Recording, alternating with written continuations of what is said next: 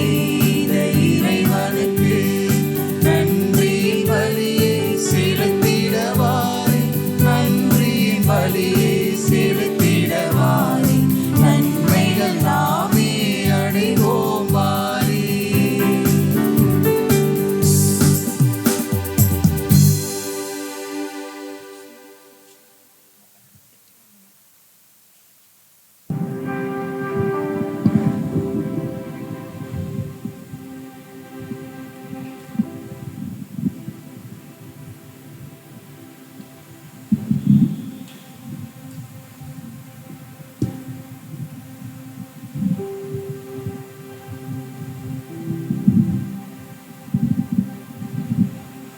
திருப்பாடல் 32 11 19.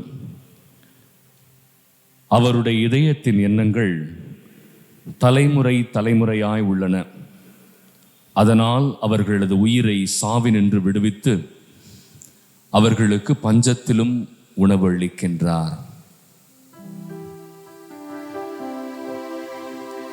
தந்தை மகன் தூய ஆவியாரின் பெயராலே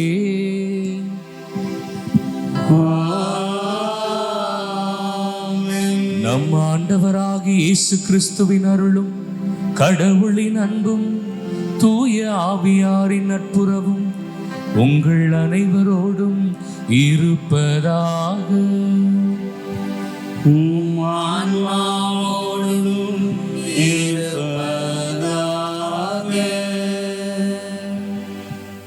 இயேசுவின் திரு இருதயம், தன்னையே தாழ்த்துகின்ற இதயம்,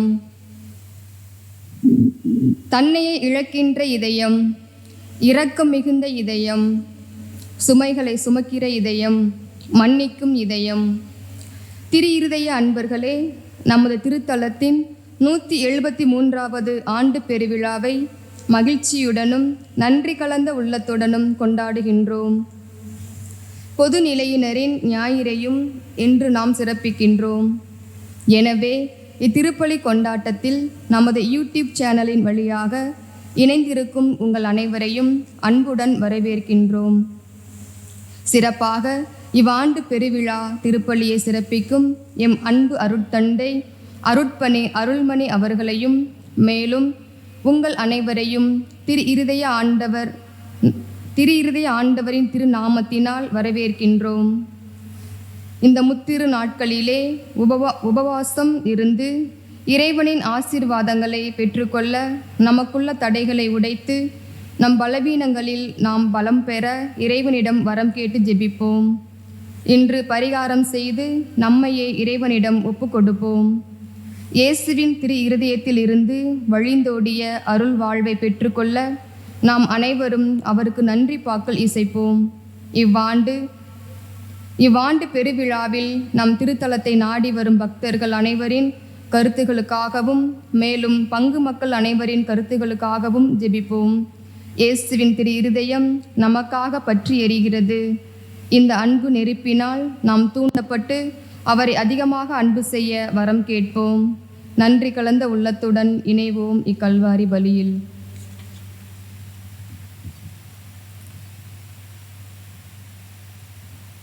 இயேசுவில் அன்பிற்கு இனியவர்களே, இயேசுவினுடைய தூய்மை மிகு இதயத்தினுடைய பெருவிழாவை நாம் கொண்டாடுகிறோம்.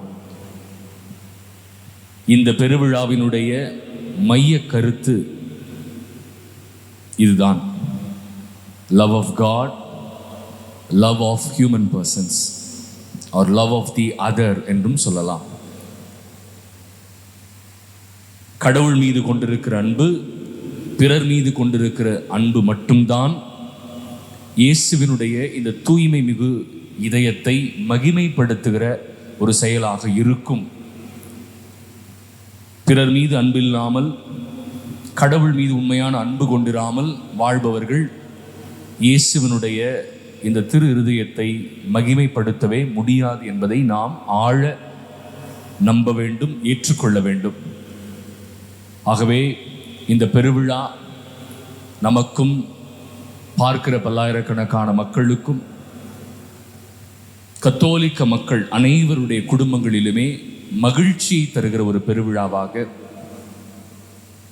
ஆண்டவருடைய பிரசன்னம் நிறைந்திருக்கிற ஒரு பெருவிழாவாக அமைய இத்திருப்பலியில் நம்மையும் நம் திருச்சபையையும் இந்த கொரோனா பெருந்தொற்று காலத்திலே அவதியுற்று கொண்டிருக்கிற ஒவ்வொரு நபரையும், மருத்துவமனையில் இருக்கிற மக்களையும், அவர்களுக்கு சேவை புரிகிற மருத்துவர், செவிலியர், தூய்மை பணியாளர்கள் எல்லோரையுமே நினைவு கூர்ந்து, ஆண்டவரே உம்முடைய குணமளிக்கும் பிரசன்னம், உம்முடைய அன்பு, உம்முடைய பராமரிப்பு இவர்களுக்கும் எங்களுக்கும் என்றும் நிறைவாய் கிடைக்க வேண்டும் என்று சொல்லி இத்திருப்பலியை ஒப்புக் கொடுப்போம்.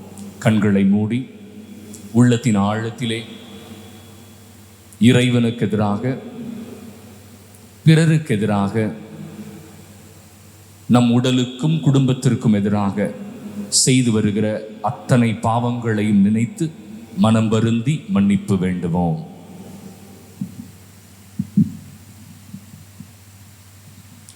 எல்லாம் வல்ல இறைவனிடமும் சகோதர சகோதரிகளிடம் நான் பாவியை ஏற்றுக்கொள்கிறேன்.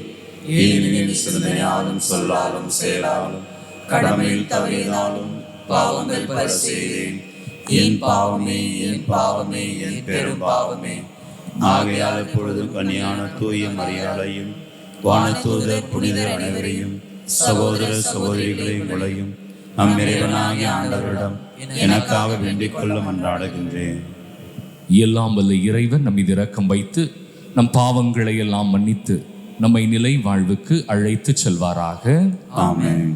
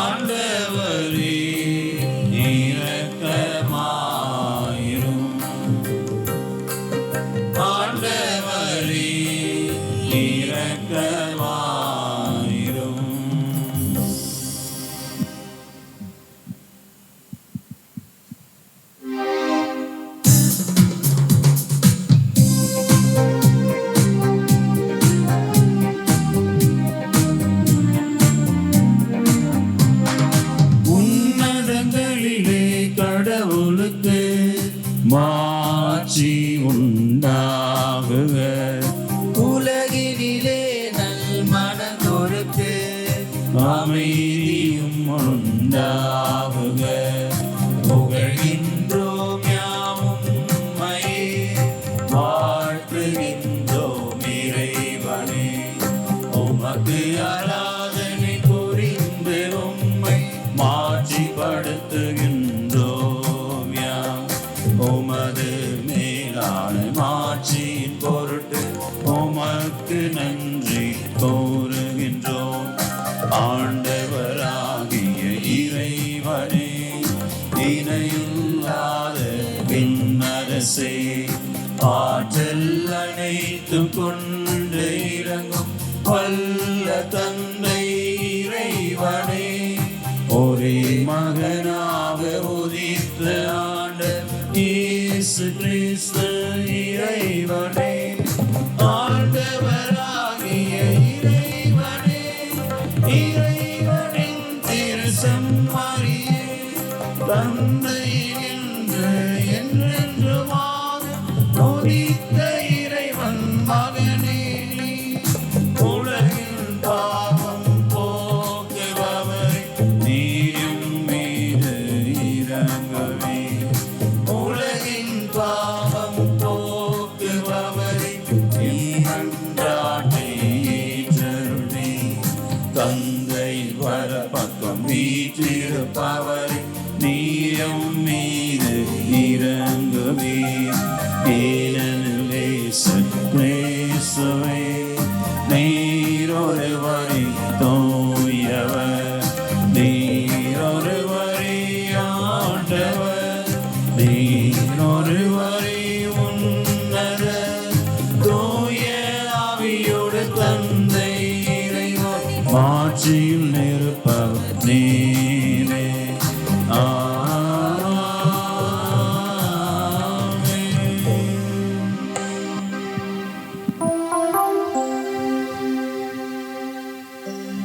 மன்றாடுவோமாக.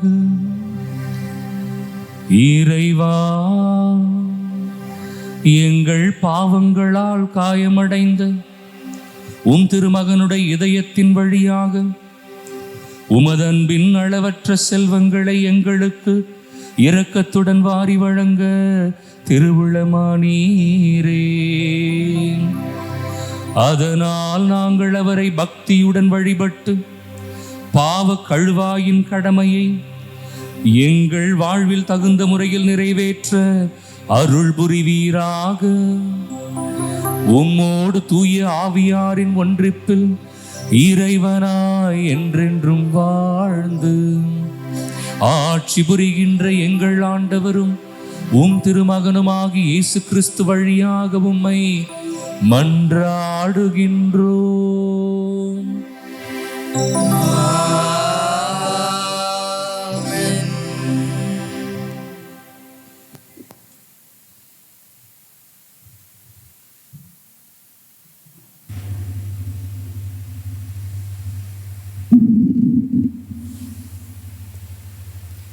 அழகையின் பொறாமையால் சாவு உலகில் நுழைந்தது.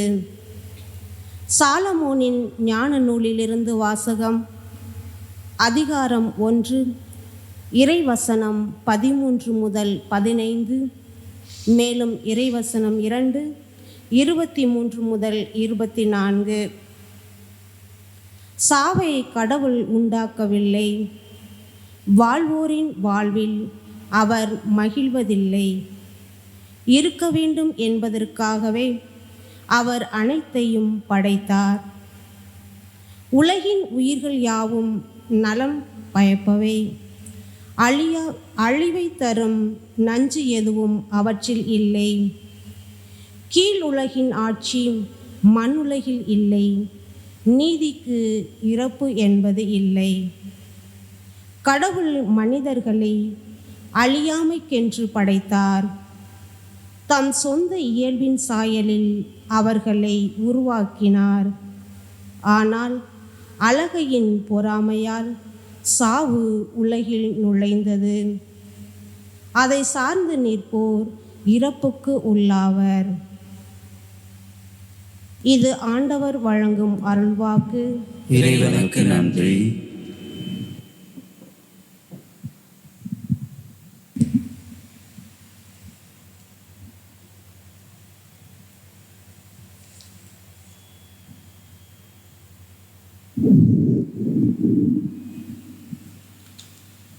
பதிலுரை பாடல்.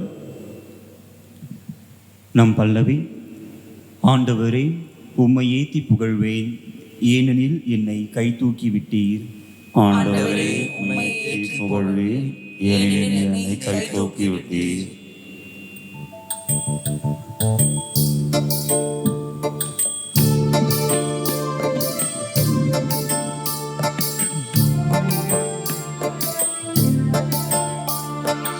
ஆண்டவரே, உம்மை ஏத்தி புகழ்வேன், ஏனெனில் என்னை கை தூக்கி விட்டீர். ஆண்டவரே, உம்மை ஏத்தி புகழ்வேன், ஏனெனில் என்னை கை தூக்கி விட்டீர். ஏனெனில் என்னை கை தூக்கி விட்டீர். ஆண்டவரே, உம்மை ஏத்தி புகழ்வேன்,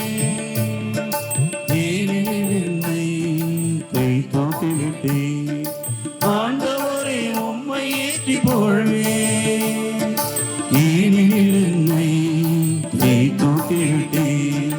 ஏனெனில் என்னை கை தூக்கி விட்டீர்.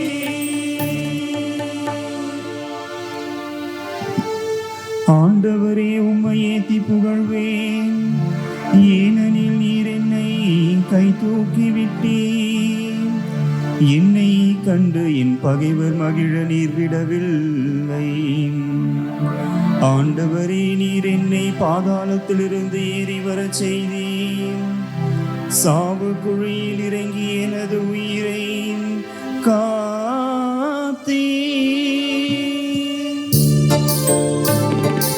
ஆண்டவரே, உம்மை ஏத்தி புகழ்வேன், ஏனெனில் என்னை கை தூக்கி விட்டீர்.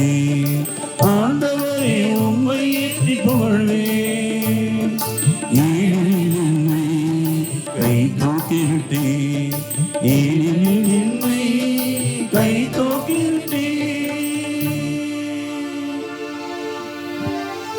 இறை அன்பரே, ஆண்டவரை புகழ்ந்து பாடுங்கள். தூயவராம் அவரை நினைத்து நன்றி கூறுங்கள். அவரது சினம் ஒரு நொடி பொழுது தான் இருக்கும். அவரது கருணையோ வாழ்நாள் முழுதும் நீடிக்கும். மாலையில் அழுகை, காலையிலோ ஆர்ப்பரிப்பு. ஆண்டவரே, உம்மை ஏற்றி புகழ்வேன். ஏனெனில் என்னை கை தூக்கிவிட்டீர். ஆண்டவரே, உம்மை ஏற்றி புகழ்வேன். ஏனெனில் என்னை கை தூக்கிவிட்டீர். ஏனெனில் என்னை கை தூக்கிவிட்டீர்.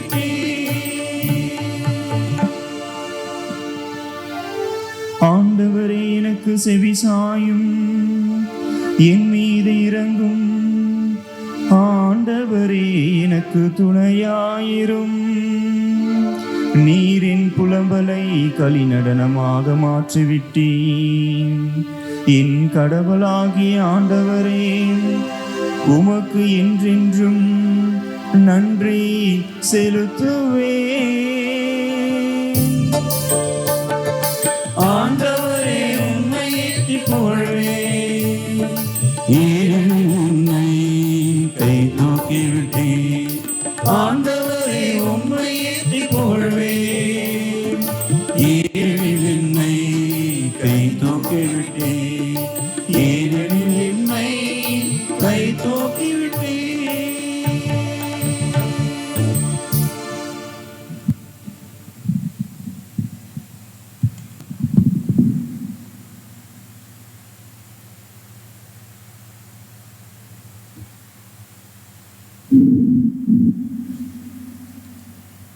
இரண்டாம் வாசகம். இப்பொழுது உங்களிடம் மிகுதியாயிருக்கிறது, அவர்களுடைய குறைகளை நீக்குங்கள். திருத்தூதர் பவுல் கொரிந்தியருக்கு எழுதிய 2ஆம் திருமுகத்திலிருந்து வாசகம். அதிகாரம் 8, இறை வார்த்தைகள் 7 9 முடிய மற்றும் 13 15 முடிய. சகோதர சகோதரிகளே, நம்பிக்கை, நாவன்மை, அறிவு, பேரார்வம் ஆகிய அனைத்தையும் மிகுதியாய் கொண்டிருக்கிறீர்கள். எங்கள் மேல் நீங்கள் கொண்டுள்ள அன்பும் பெருகி கொண்டு வருகிறது. அதுபோல் இந்த அறப்பணியிலும் நீங்கள் முழுமையாய் ஈடுபட வேண்டும். நம் ஆண்டவர் இயேசு கிறிஸ்துவின் அருள் செயல்களை அறிந்திருக்கிறீர்களே. அவர் செல்வராய் இருந்தும் உங்களுக்காக ஏழையானான். அவருடைய ஏழ்மையினால் நீங்கள் செல்வராகுமாறு இவ்வாறு செய்தான். மற்றவர்களின் சுமைகளை தணிப்பதற்காக நீங்கள் துன்புற வேண்டும் என்று நாங்கள் சொல்லவில்லை. மாறாக எல்லோரும் சமநிலையில் இருக்க வேண்டும் என்றே சொல்கிறோம். இப்பொழுது உங்களிடம் மிகுதியாய் இருக்கிறது, அவர்களுடைய குறைகளை நீக்குங்கள். அவ்வாறே அவர்களிடம் மிகுதியாய் இருக்கும் பொழுதே உங்கள் குறையை நீக்குவார்கள். இவ்வாறு உங்களிடையே சமநிலை ஏற்படும். மிகுதியாக சேகரித்தவருக்கு எதுவும் மிஞ்சவில்லை, குறைவாக சேகரித்தவருக்கும் எதுவும் குறைவுபடவில்லை என்று மறைநூலில் எழுதியுள்ளது அன்றோ? ஆண்டவர் வழங்கும் அருள்வாக்கு. இறைவனுக்கு நன்றி.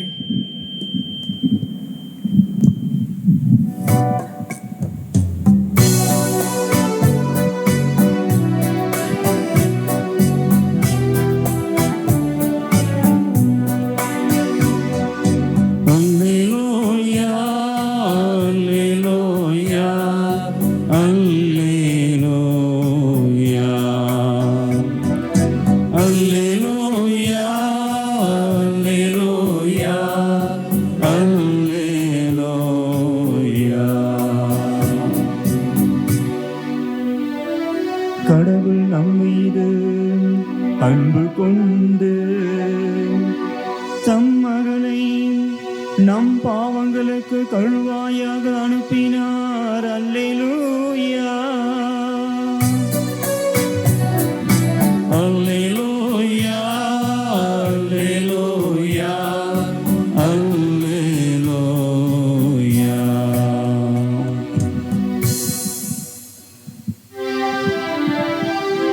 ஆண்டவர் உங்களோடு இருப்பாராக.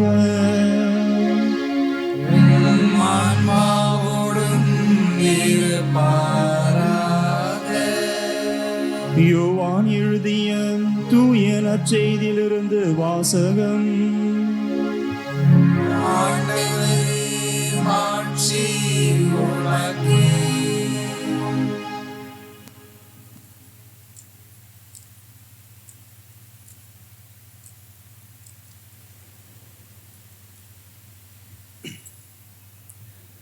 யோவான் எழுதிய நற்செய்தி அதிகாரம் 15 இறைவசனங்கள் 8 12 முடிய.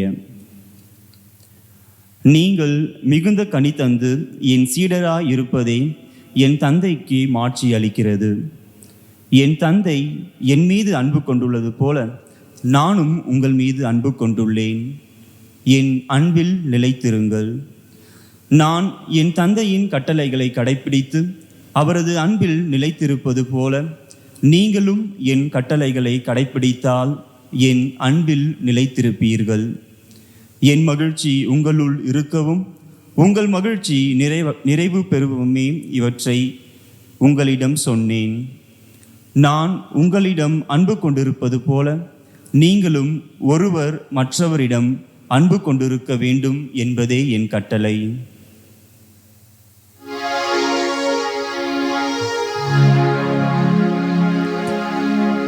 ஆண்டவரின் அருள்வாக்கு. கிறிஸ்துவே உமக்கு புகழ்.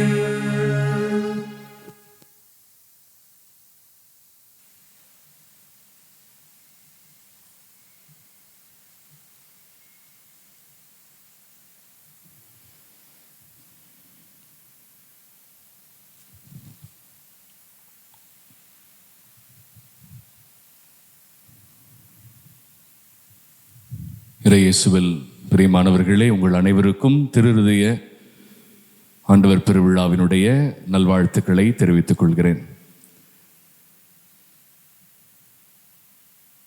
நம்முடைய முன்னாள் திருத்தந்தை 12ஆம் பயஸ் திருஹ்ருதய ஆண்டவர் இந்த பக்தி முயற்சியை குறித்து சொல்லியிருக்கிற செய்தி இதுதான். நம் கடவுள் நம் மீது எவ்வளவு அன்பு கொண்டிருக்கிறார் என்பதை தன்னுடைய ஒரே திருமகன் மூலமாக அந்த அன்பை வெளிப்படுத்தினார். எதற்காக? அந்த அன்பை நாம் பெற்று அதை அடுத்தவரோடு பகிர்ந்து கொள்ள வேண்டும் என்பதற்காகத்தான். நம்முடைய நற்செய்தியிலே ஆண்டவர் இயேசு கிறிஸ்துவை எது முதன்மையான கட்டளை என்று கேள்வி கேட்பார்கள். மத்தேயு 22வது அதிகாரம் 37வது வசனம், 38வது வசனம், 39. அப்பொழுது ஆண்டவர் சொல்லுவார், உன்னுடைய கடவுளை முழு இதயத்தோடும் முழு ஆன்மாவோடும் முழு மனத்தோடும் அன்பு செய்வாயாக. 2வது கட்டளை. ஆனால் அந்த கட்டளையை சொல்லும் பொழுது ஆண்டவர் எப்படி தெரியுமா சொல்வார்? முதல் கட்டளைக்கு இணையான கட்டளை, நீ உன் மீது அன்பு கூறுவது போல உனக்கு அடுத்திருப்பவர் மீதும் நீ அன்பு கூற வேண்டும் என்பதே அந்த கட்டளை. நம்முடைய இறை வார்த்தையை ஆண்டவர் இயேசு கிறிஸ்து 2 கட்டளைக்குள் சுருக்கி இருக்கிறார். அந்த 2 கட்டளைகளில் முதன்மையான கட்டளை நாம் கடவுள் மீது செலுத்துகிற அன்பு. 2வது கட்டளை நம்மோடு இருப்பவர்கள் மீது நாம் செலுத்துகிற அன்பு. இயேசு கிறிஸ்துவனுடைய தூய இதயம் இதை மட்டும்தான் வெளிப்படுத்துகிறது. இதை தவிர வேறு எதையும் வெளிப்படுத்தவில்லை. ஆகவே நாம் இந்த பக்தி முயற்சி எப்படி நாம் கத்தோலிக்க பார்வையில் பார்க்க வேண்டும்? இன்றைய மைய கருத்தாக பரிகாரம் செய்து இறைவனுக்கு நம்மை ஒப்பு கொடுத்தல் என்கிற தலைப்பிலே நாம் சிந்திக்கிறோம். பரிகாரம் என்றால் என்ன? நாம் எதை செய்திருக்க வேண்டுமோ அதை செய்ய தவறியதால் நாம் அதை ஈடுகட்டுகிறோம், திரும்ப கொடுக்கிறோம்.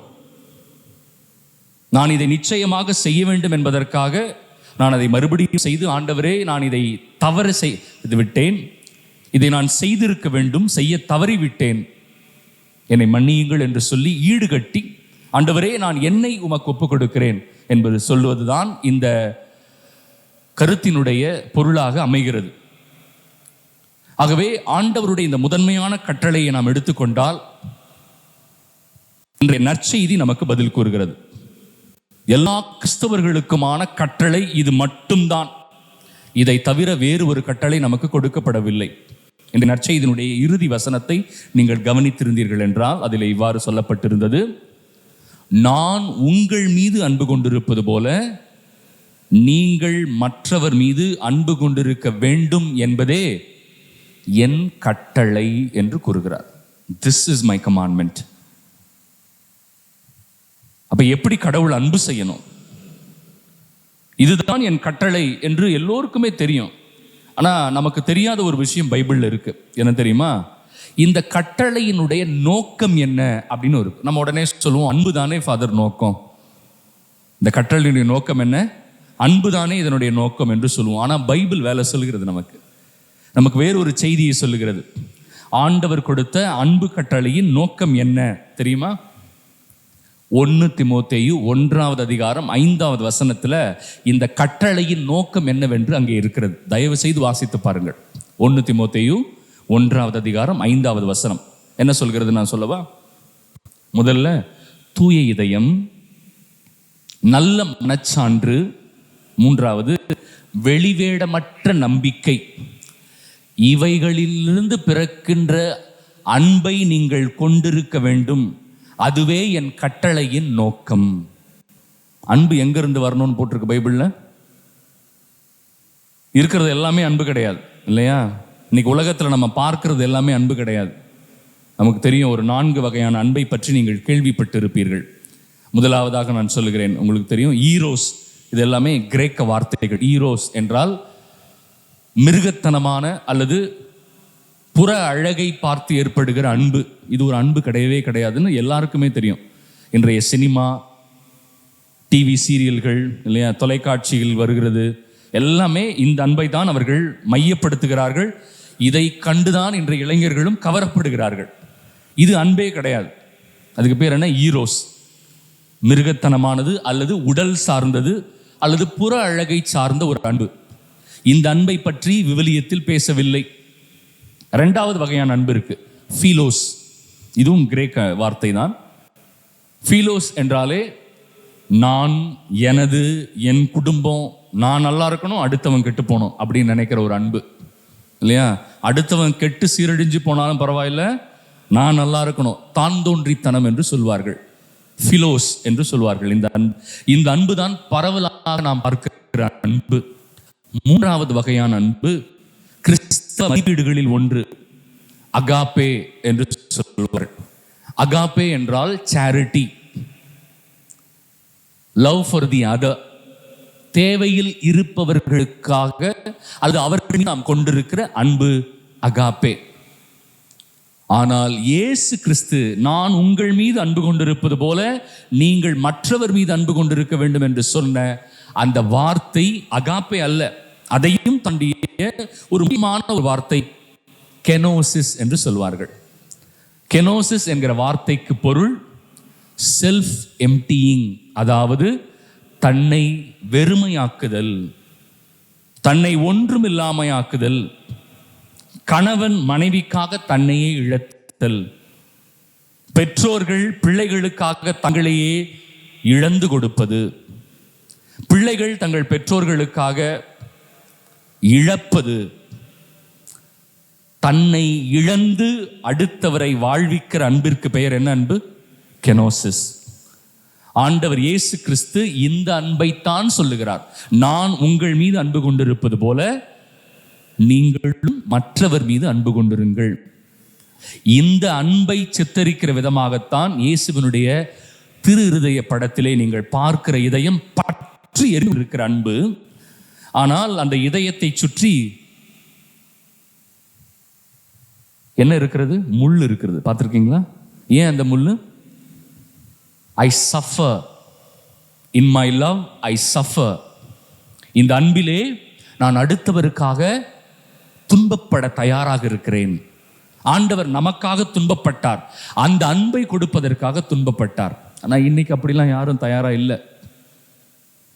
அடுத்தவருக்கு அன்பை கொடுப்பதற்காக நான் துன்பத்தை ஏற்றுக்கொள்கிறேன் என்று சொன்னால் அவர்கள் கிறிஸ்தவ வாழ்விலே அடியெடுத்து வைத்திருக்கிறார்கள் என்று பொருளாகும். நான் துன்பப்பட தயாராக இல்லை, ஆகவே நான் அன்பை கொடுக்க மாட்டேன் என்று சொன்னால் அது உண்மையிலேயே திரு இருதய ஆண்டவர் இதயத்திலிருந்து வருகிற அன்பாக இருக்க முடியாது. ஏன் என்று குடும்பங்களிலே பிரச்சனை? ஏன் இன்னைக்கு சண்டை, ஒற்றுமை இல்லை? ஒரே ஒரு காரணம்தான், நான் துன்பப்பட்டு அடுத்தவரை வாழ வைப்பேன் என்கிற இதயம், மனப்பாங்கு இந்த காலகட்டங்களில் சுத்தமாக இல்லை. நீ எனக்கு 10 ரூபாய் கொடுத்தால் நான் 10 ரூபாய் கொடுப்பேன். மொய் எப்படிங்க எழுதுவோம் நம்ம எல்லாரும்? புரட்டிப்பாரு, அந்த குடும்பத்தில் நமக்கு 101 ரூபாய் தான் மொய் எழுதியிருக்கிறாங்க, அதனால நம்மளும் போய் எவ்வளோ எழுதுவோம்? மொய் 101 ரூபாய் தான் மொய் எழுதுவோம். அப்படிப்பட்ட அன்பு தானே நம்மளுடைய அன்பு. இது எப்படி ஒரு உண்மையான கிறிஸ்தவ அன்பாக இருக்க முடியும்?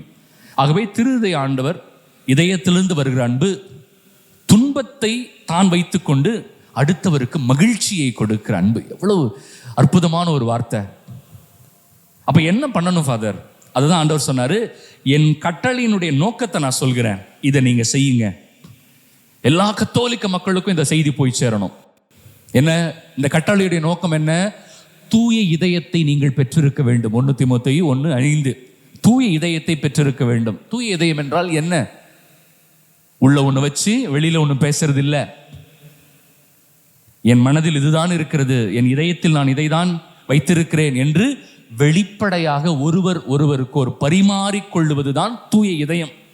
குடும்பத்தில் அது இருக்கிறதா? இன்னைக்கு குடும்பத்திலேயே இல்லை, நண்பர்களிடம் இல்லை, உறவினர்களிடம் காணாமலே போயிடுச்சு.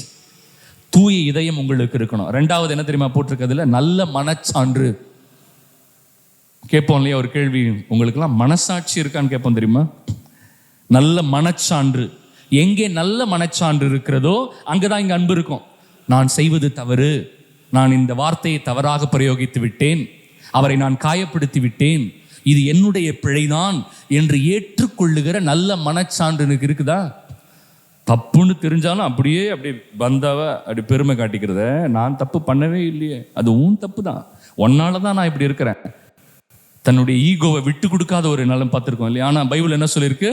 நல்ல மனச்சான்று இருக்கிறவரிடம்தான் கடவுளுடைய அன்பு இருக்கும். அப்ப நல்ல மனச்சான்று இல்லை என்றால் கடவுள் இல்லை, சாத்தான் தான் இருப்பாங்க. 3வது என்ன போட்டிருக்கு? வெளிவேடமற்ற நம்பிக்கை. வெளிவேடமற்ற நம்பிக்கை. எது வெளிவேடம் உள்ள நம்பிக்கை நான் சொல்லவா? திரு இருதய ஆண்டவர் படத்தை புதுப்பித்தல். இது வெளிவேடம். இதுக்கு பேர் என்ன ஃபாதர் சொல்றீங்க? வருஷம் நாங்க இப்படிதான் புதுப்பிச்சுக்கிட்டு இருக்கிறோம். திரு இருதய ஆண்டவர் படத்தை புதுப்பிக்கிறாங்களா இவங்க? ஆண்டவர் உன்னுடைய இதயத்தை புதுப்பித்துக் கொள்ளுன்னு சொன்னாரு. ஆனா நம்ம எதை புதுப்பிக்கிறோம்? ஆண்டவர் படத்தை புதுப்பிக்கிறோம். வருஷம் நாங்கள் புதுப்பிப்போம் ஃபாதர். ஆண்டவர் படத்தை தயவு செய்து வீட்டுக்கு வந்து ஒரு பிளஸிங் பண்ணிட்டு போயிடுங்க ஃபாதர்.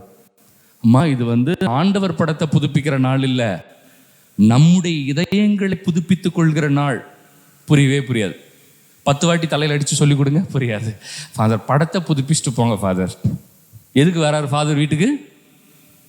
ஏன்னா இயேசு பாவம்லாம் பண்ணிட்டாரு, பாவம் பண்ணி வீட்டில் இருக்கிறார் இல்லையா? அதனால அவருடைய இதயத்தை நம்ம புதுப்பிக்கிறோம். அதனால தான் ஆண்டவர் சொல்றார், வெளிவேடமற்ற விசுவாசம். நம்மளுடைய நம்பிக்கை எப்படி இருக்கு தெரியுமா? ஏதோ நான் செய்ய வேண்டும், திருப்பலிக்கு போக வேண்டும். இன்னைக்கு நிறைய பேர் வீட்டில இருந்து திருப்பலி எப்படி பார்க்குறாங்கன்னு தெரியல. காஃபி குடிச்சிக்கிட்டு சோஃபாவில் படுத்துக்குன்னு பார்க்குறாங்களா அப்படின்னு நமக்கு தெரியல. இல்லை திருப்பலி பார்க்குறாங்களா, அட்லீஸ்ட் குறைந்தபட்சம் செய்கிறாங்களா நமக்கு தெரியல. ஜெபமாலை சொல்கிறார்களா, இறைவார்த்தை வாசிக்கிறார்களா தெரியல. இல்லையா? இன்னைக்கு கோவிலுக்கு வருவதும் பக்தி முயற்சிகளை செய்வதும் வெளிவேடமாகி விட்டது. நான் மொட்டை அடிச்சுப்பேன், ஆண்டவர் கேட்டார் உங்களை, நீ கொடுத்தானா எனக்கு ரொம்ப யூஸ்ஃபுல்லாக இருக்கும் இல்லையா, அதனால் மொட்டை அடிச்சுப்பேன், காவி ட்ரெஸ் போட்டுக்குவேன். இதெல்லாம் பக்தி முயற்சிகள் இல்லை என்று நான் சொல்லவே இல்லை. ஆனால் இது இந்த செயல்களோடு நின்று விட்டால் அதுக்கு பேர் வெளிவேடம். எப்பொழுதுமே பக்தி முயற்சி என்னை நம்பிக்கை முயற்சிக்கு இட்டு செல்ல வேண்டும். Acts of piety should help me go to acts of faith. ஆண்டவர் எதை விரும்புகிறார்? என் பிள்ளை நம்பிக்கையில் இருக்கணும்னு விரும்புகிறாரு. நம்ம பக்தி முயற்சியோடு நின்று விடுகிறோம் இல்லைங்களா? திருஹ்ருதய ஆண்டவருடைய பக்தி முயற்சி என்பது என்ன? அது என்னை நம்பிக்கை செயலை வெளிப்படுத்துவதற்கு அழைத்து சென்றால் இந்த திருஹ்ருதய ஆண்டவருடைய பெருவிழா உண்மையிலேயே ஒரு அர்த்தமுள்ள விழாவாக இருக்கும். இது வெறும் பக்தி முயற்சியோடு நின்று விட்டால் நிச்சயமாக இந்த பக்தி முயற்சி நமக்கு பலனளிக்கவே அளிக்காது. அப்ப என்ன ஃபாதர் பண்ணணும்? என்ன செய்தால் என் வாழ்க்கை உண்மையிலேயே ஆண்டவருக்கு உகந்த வாழ்க்கையாக மாறும்? எசேக்கியேல் 36வது அதிகாரம் 26வது வசனம் நமக்கு பதில் தருகிறது. எசேக்கியேல் 36:26 எல்லாருக்கும் தெரிந்த வசனம், அற்புதமான ஒரு வசனம். கடவுள் சொல்கிறார், நான் உங்களுக்கு புதிய இதயத்தை கொடுப்பேன். அடுத்த வார்த்தை, உங்களுக்குள் புதிய ஆவியை நான் ஊற்றுவேன். உங்களிடம் இருக்கிற கல்லால் ஆன இதயத்தை எடுத்துவிட்டு சதையால் ஆன இதயத்தை நான் உங்களுக்கு கொடுப்பேன். பார்த்தீங்களா? உண்மையிலேயே புதுப்பித்தல் இல்லையா? இப்போ எல்லா கத்தோலிக்க மக்களுக்கும் இந்த செய்தி போகும்பொழுது அவங்க நினைக்கணும், நம்ம திருஹ்ருதய ஆண்டவர் படத்தை புதுப்பிக்கல, நம்ம எதை புதுப்பிக்கிறோம்? நம் இதயத்தை புதுப்பித்துக் கொள்கிறோம். ஏன்னா நம்மளுடைய இதயம் ஆண்டவர் இயேசு கிறிஸ்துவின் திருஹ்ருதயம் போல இருப்பது கிடையாது. அதனால தான் அந்த ஜெபத்தில் சொல்றோம், ஆண்டவரே எங்கள் இதயம், மறந்துட்டீங்களா? எங்கள் இதயம் இதயம் போல மாற கடவதாக. அப்போ ஒவ்வொரு ஆண்டும் கத்தோலிக்க வீடுகளிலே செய்யப்பட வேண்டியது என்ன? அந்த குடும்பத்தில் இருக்கிற நபர்களுடைய இதயங்கள் புதுப்பிக்கப்பட வேண்டும். ஆண்டவர் சொல்றாரு, நான் உனக்கு புதிய இதயத்தை கொடுப்பேன். புதிய இதயத்தை கொடுத்ததுக்கு அப்புறம் என்ன பண்ணுவாரு? புதிய ஆவியை உனக்குள் ஊற்றுவேன். இல்லையா? பழைய ஆவி வேண்டாம், புதிய ஆவியை உனக்குள் நான் ஊற்றுவேன். ஆண்டவரே இதெல்லாம் எதுக்கு எனக்கு கொடுக்குறீங்க? அதுக்கு அடுத்த வசனம் 27வது வசனம் வாசிச்சு பாருங்க. எசேக்கியேல் 36:27வது வசனம். நான் ஏன் உனக்கு புதிய இதயத்தை கொடுத்தேன் தெரியுமா? நான் ஏன் உனக்கு புதிய ஆவி உனக்கு ஊற்றினேன் தெரியுமா? நீ என் நியமங்களை, என் நெறிமுறைகளை கடைபிடிக்க செய்வதற்காகத்தான் உனக்கு நான் புதிய இதயத்தை கொடுத்தேன். எவ்வளவு பெரிய வார்த்தை பாருங்க. நான் எதுக்காக உங்களுக்கு புதிய இதயத்தை கொடுத்தேன்? என்னுடைய கட்டளைகளை நீங்கள் கடைபிடிப்பதற்காகத்தான் உங்களுக்கு புதிய இதயத்தை கொடுத்தேன். என் கட்டளைகளை நீங்கள் செயல்படுத்தத்தான் நான் புதிய ஆவியை உங்களுக்கு ஊற்றி இருக்கிறேன். பிரியமானவர்களே, இதைத்தான் இந்த பெருவிழா நமக்கு நினைவுபடுத்துகிறது. இதை சொன்னதுக்கு அப்புறமும் ஒரு சிலர் என்ன பண்ணுவாங்க நான் சொல்லவா? திருஹ்ருதய ஆண்டவர் படத்தை புதுப்பிப்பாங்க இல்லையா? ஒரு சிலரை மாற்றவே முடியாது. ஆனா இன்னைக்கு இறைவன் நம்மோடு பேசிய வார்த்தை இதுதான் என்பதை ஆணித்தரமாக நாம் எடுத்து வைத்துக் கொள்வோம். இந்த இதயத்திலிருந்து வருகிற அன்பு சாதாரண அன்பு கிடையாது. ஒரு கவிதை ஞாபகம் வருது. கவிதை எழுதியது யாருன்னு எனக்கு தெரியல, ஆனால் அந்த கவிதை எனக்கு ஞாபகம் வருகிறது. இடி இடித்தது மழை பெய்தது, இடி இடித்தது மழை பெய்தது, நனைந்தபடியே வீடு வந்தான் கணவன், நனைந்தபடியே வீடு வந்தான் கணவன், பதறினாள் மனைவி, பதறியபடியே ஓடி போய் துடைத்தாள் தன் அப்பா வாங்கி தந்த ஸ்கூட்டரை. நனைஞ்சு வந்தது யாரு? வீட்டுக்காரர் நனைஞ்சு வந்திருக்கிறாரு. அம்மா ஓடி போய் தொடச்சது எதை? ஸ்கூட்டரை. இன்னைக்கு பொருளுக்கு தானே முக்கியத்துவம் இல்லையா? பொருளுக்கு தானே முக்கியத்துவம். மனிதர்களுக்கு முக்கியத்துவம் இருக்கா? இன்னைக்கு பணத்துக்கு முக்கியத்துவம் கொடுக்குறான், மனத்துக்கு முக்கியத்துவம் கொடுக்குறாங்களா? குணத்துக்கு முக்கியத்துவம் கொடுக்குறாங்களா இன்னைக்கு?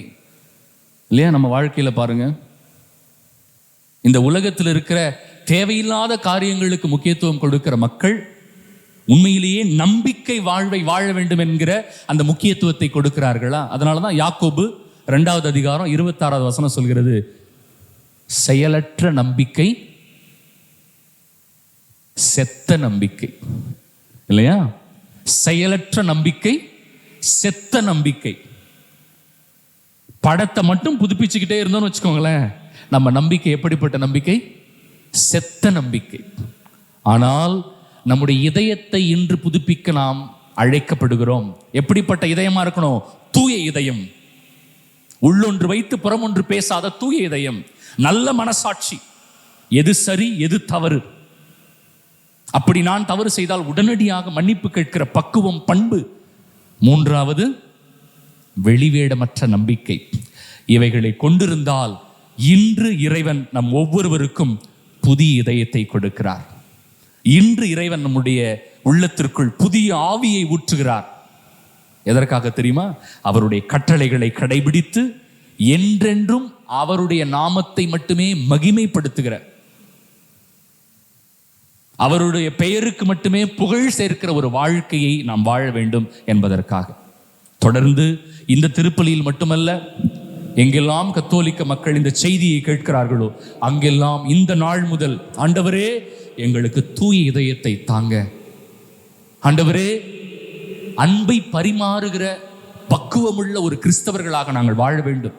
இந்த கொரோனா பெருந்தொற்று காலத்திலே தேவையில் இருப்பவர்களை தேடிச் செல்கிற இதயமாக, நான் துன்பப்பட்டாலும் அடுத்தவருக்கு மகிழ்ச்சியை கொடுக்கிற வாழ்க்கையாக நான் வாழ எனக்கு உதவி செய்யுங்கள் என்று ஜெபித்தால் ஆண்டவர் இந்த ஒரு சத்தியத்தை நமக்கு கொடுக்கிறார். நற்செய்தியை கவனிச்சிங்களான்னு தெரியல, ஆண்டவர் இந்த சத்தியத்தை கொடுக்கிறார்.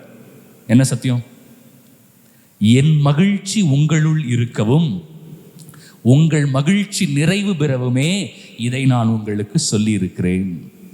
இதெல்லாம் நீங்க கடைபிடிச்ச ஆண்டவர் என்ன சொன்னாரு? என்னுடைய மகிழ்ச்சி உங்க குடும்பத்தில் வந்து தங்கும். ஆமென். எவ்வளவு பெரிய வார்த்தை! என் மகிழ்ச்சி உங்கள் குடும்பத்தில் வந்து தங்கும். அந்த மகிழ்ச்சி எப்படிப்பட்ட மகிழ்ச்சியா இருக்கும்? It will be perfect happiness, perfect Joy, நிறைவு பெற்ற மகிழ்ச்சியாக இருக்கும். உங்க குடும்பத்துல கண்ணீர் இருக்காது, சாபம் இருக்காது, சோதனைகள் இருக்காது. ஆண்டவர் இயேசு கிறிஸ்து நம்மை பார்த்து கேட்கிறது, தயவு செய்து இதை நீங்கள் பின்பற்றுங்கள் என்று. கண்களை மூடி ஜெபிப்போமா எல்லாரும்? ஆண்டவற்றை நம்மை ஒப்பு கொடுத்து ஜெபிப்போமா? நீங்கள் எங்கெல்லாம் இருக்கிறீர்களோ அங்கே முடிந்தவர்கள் முழந்தால் படியிட்டு கரங்களை உயர்த்தி நம்முடைய இல்லங்களில் இருக்கிற திருஹிருதய ஆண்டவர் படத்தை அல்ல, திருஹிருதய ஆண்டவர் படத்திலிருந்து வெளிப்படுகிற அன்பை நாம் பெற்று நம் குடும்பங்களில் இருக்கிறவர்களுடைய இதயங்களை புதுப்பித்துக் கொள்ள ஜெபிப்போமா? எங்கள் அன்பு இறைவா, இந்த நாளுக்காக நாங்கள் நன்றி செலுத்துகிறோம். திருஹிருதய ஆண்டவனுடைய அன்பை தியானிக்க, ஜெபிக்க இந்த பெருவிழாவை எங்களுக்கு கொடுத்த மேலான வாய்ப்புக்காக நாங்கள் நன்றி செலுத்துகிறோம். புனித கான் மார்கரெட் அவர்கள் இந்த காட்சியை கண்ட பொழுது ஆண்டவர் விரும்புவது இரண்டு தான், கான்சக்ரேஷன், ரெப்பரேஷன் என்று சொன்னார். உங்களையே நீங்கள் சரி செய்து கொள்ளுங்கள், பிறகு இறைவனுக்கு உங்களை ஒப்புக் கொடுங்கள். ஆண்டவரே, அதே எண்ணங்களை கொண்டு வாழ எங்களை ஆசீர்வதியும். எங்கள் குடும்பத்தை நாங்கள் ஒப்புக் கொடுக்கிறோம், எங்கள் தலைச்சபையை நாங்கள் ஒப்புக் கொடுக்கிறோம். எங்கள் பேராயர், இதோ இந்த திருத்தலத்தினுடைய அதிபர், இதனுடைய மேலாளர், இந்த திருத்தலத்தில் இருக்கிற திருத்தொண்டர், இங்கு பணிபுரிகிற பணியாளர்கள், எங்கள் குடும்பங்களில் இருக்கிற எல்லோரையும் நாங்கள் ஒப்புக் கொடுக்கிறோம். ஆண்டவரே, எங்கள் அனைவரையும் ஆசீர்வதியும். அப்பா, நாங்கள் அன்பை இழந்தவர்களாக இருக்கிறோம். இந்த உலக போக்கிலான ஒரு வாழ்வை நாங்கள் வாழ்ந்து கொண்டிருக்கிறோம். கடமைக்காக பல காரியங்களை செய்கிறோம். எது சரி எது தவறு என்கிற ஒரு நல்ல மனச்சான்று இன்று இல்லாமல் போய்விட்டது. குறிப்பாக இந்த கொரோனா பெருந்தொற்று காலத்திலே எங்கள் வீடுகளிலே ஜெபம் இல்லாமல் போய்விட்டது. நம்பிக்கை குறைந்து கொண்டிருக்கிறது. வேதனை பெருகுவதால் எங்கள் எண்ணமெல்லாம் கவலையும் கண்ணீருமாய் இருக்கிறதப்பா. ஆண்டவரே, உம் இதயத்திலிருந்து வழிந்து வருகிற அந்த அன்பு எங்களுக்கு கொண்டு வருகிற மகிழ்ச்சி நிலைத்திருக்க செய்யும். என் மகிழ்ச்சி உங்களில் நிலைத்திருக்கும் என்று சொன்ன அன்பு தகப்பனே, எங்கள் குடும்பங்களில் இருக்கிற சாபக்கேடுகள் மறையட்டும் அப்பா.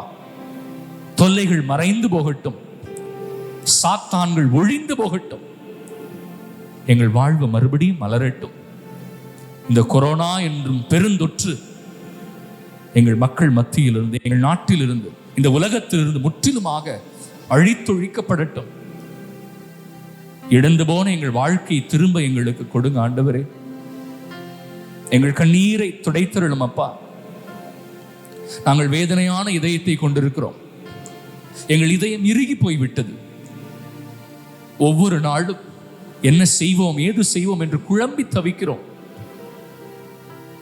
குழப்பமே எங்கள் வாழ்க்கையாய் இருக்கிறதப்பா. இதோ எங்கள் இதயத்தை நீர் புதுப்பித்தருளும். கல்லாலான எங்கள் இதயத்தை எடுத்துவிட்டு சதையாலான இதயத்தை தாரும் ஆண்டவரே. சோர்ந்து போன ஆவி எங்களிடமிருந்து எடுத்துவிட்டு ஒரு புத்துணர்வு கொடுக்கிற ஆவி எங்களுக்குள் பொழிந்தருளும். புதிய சக்தியை தாரும், புதிய ஆற்றலை தாரும், புதிய திராணியை தாரும். நாங்கள் மறுபடியும் எழுந்து நின்று ஆண்டவரே உம்முடைய பிள்ளைகள் என்கிற ஒரு மகிழ்ச்சியான வாழ்க்கையை வாழவும், இழந்த சந்தோஷத்தை பெற்றுக்கொள்ளவும் செய்திருளும். என் வார்த்தையை நீங்கள் கடைபிடித்தால் உங்கள் துக்கம் சந்தோஷமாய் மாறும் என்று சொன்ன அன்பு தகப்பனே, உடைய வசனங்களை நாங்கள் ஏற்று அதன்படி வாழ்ந்து மகிழ்ச்சியை ஆடையாய் பெற்றுக்கொள்ள அருள் தாரும். எங்கள் பிள்ளைகளுடைய எதிர்காலங்களை ஆசீர்வதித்து எங்கள் குடும்பங்களில் எப்பொழுதும் மகிழ்ச்சி, சமாதானம் நிலைத்திருக்க செய்திருளும். நாங்கள் எப்பொழுதும் உம்முடைய பிள்ளைகளாக, சாட்சியுள்ள பிள்ளைகளாக இந்த உலகத்தில் வாழ அருள் தாரும். எங்கள் ஆண்டவராகிய இயேசு கிறிஸ்து வழியாக மன்றாடுகிறோம். ஆமென். அன்பானவர்களே, ஏற்கனவே தூதியவர்கள் குறிப்பிட்டது போல இன்று நாம் ஏற்பாடு செய்திருக்கிற நம்முடைய குடும்பங்களை அந்த அர்ப்பணத்தை புதுப்பிக்கிற ஒரு நாளாக இருக்கிறோம். அதுக்கு ஒரு முக்கியமான நிகழ்வாக நாம் மெழுகுத்திரைகளை ஏற்றிக் கொள்ள கேட்டுக்கொண்டோம். ஆகவே வீடுகளில் குடும்பத்தில் இருக்கிற நீங்கள் பங்கெடுத்து கொண்டிருக்கிற ஒவ்வொருவரும் அந்த ஆணுக்கு ஒரு மெழுகுத்திரையை ஏற்றிக் கொள்ளுங்கள். முதல்லாம் ஆண்டவர் நம்மை அபிஷேகம் செய்த நாளை நினைவில் கொண்டு வருவோம். கிறிஸ்துமா இந்த திருத்தாயத்தினால் ஆண்டவனை அபிஷேகம் செய்து அவருடைய மக்களாய் மாற்றி சுத்திகரித்து பரிசுத்தமாக்கி ஜென்ம பாவத்திலிருந்து நம்மை மீட்டெடுத்து புதிய இதயத்தை, புதிய ஆவி கொடுத்த அந்த நாளை நினைவில் கொண்டு வருவோம்.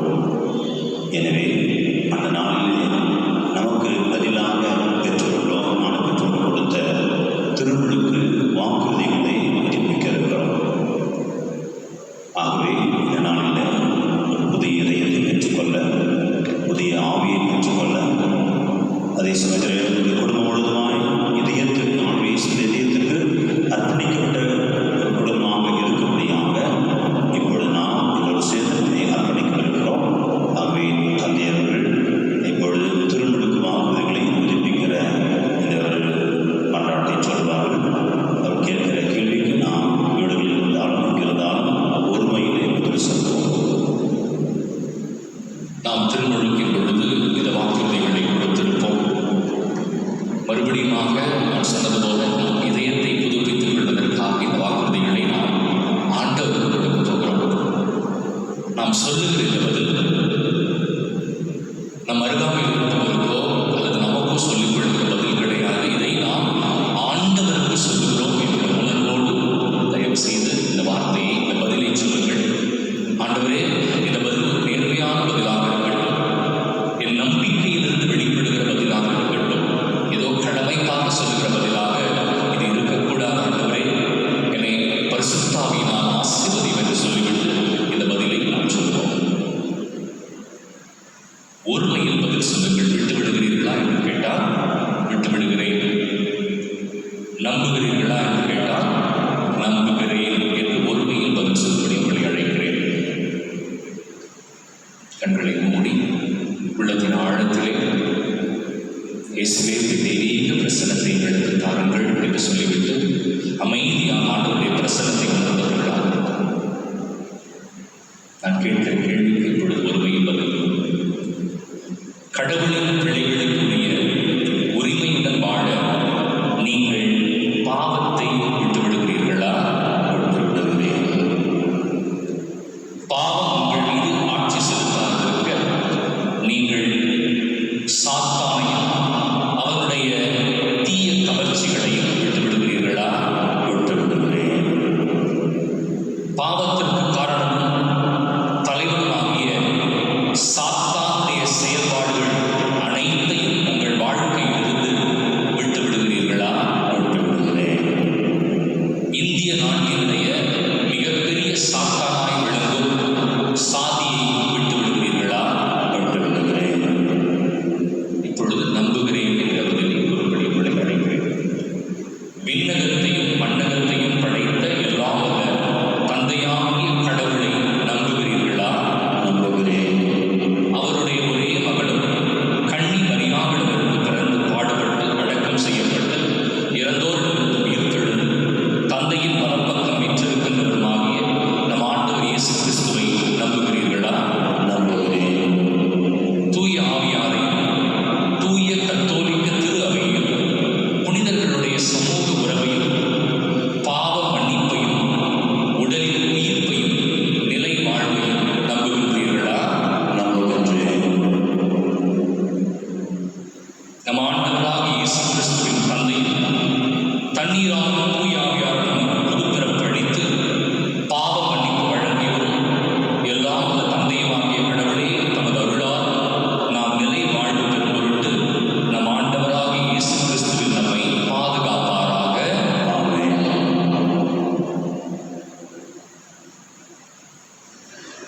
காணிக்கிறோம்.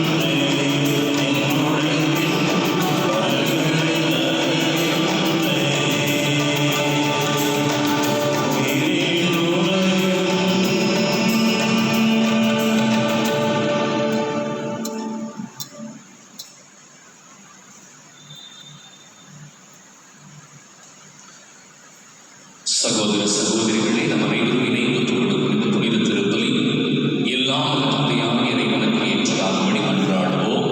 ஆண்டவர் நம் திருப்பேரை புகழ்ச்சிக்காகவும் மாட்சிக்காகவும் நமது நன்மைக்காகவும் விருதுகளாக அனைத்து நன்மைக்காகவும் நமது கையெழுத்தை ஏற்றுக்கொள்வாராக. ஆண்டவரே,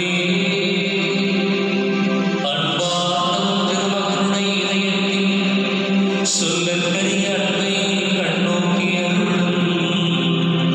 அதனால் உமக்கு உகந்ததாகி எங்கள் பாவங்களுக்கு கழுவாயாக அமைய அருள் புரிவீராக. எங்கள் ஆண்டவராகிய கிறிஸ்து வழியாக உம்மை மன்றாடுகின்றோம்.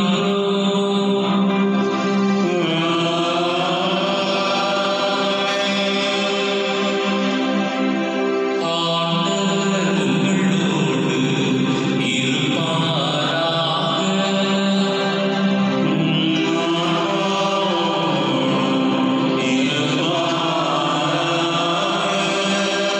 இதயங்களை மேலே எழுப்புங்கள்.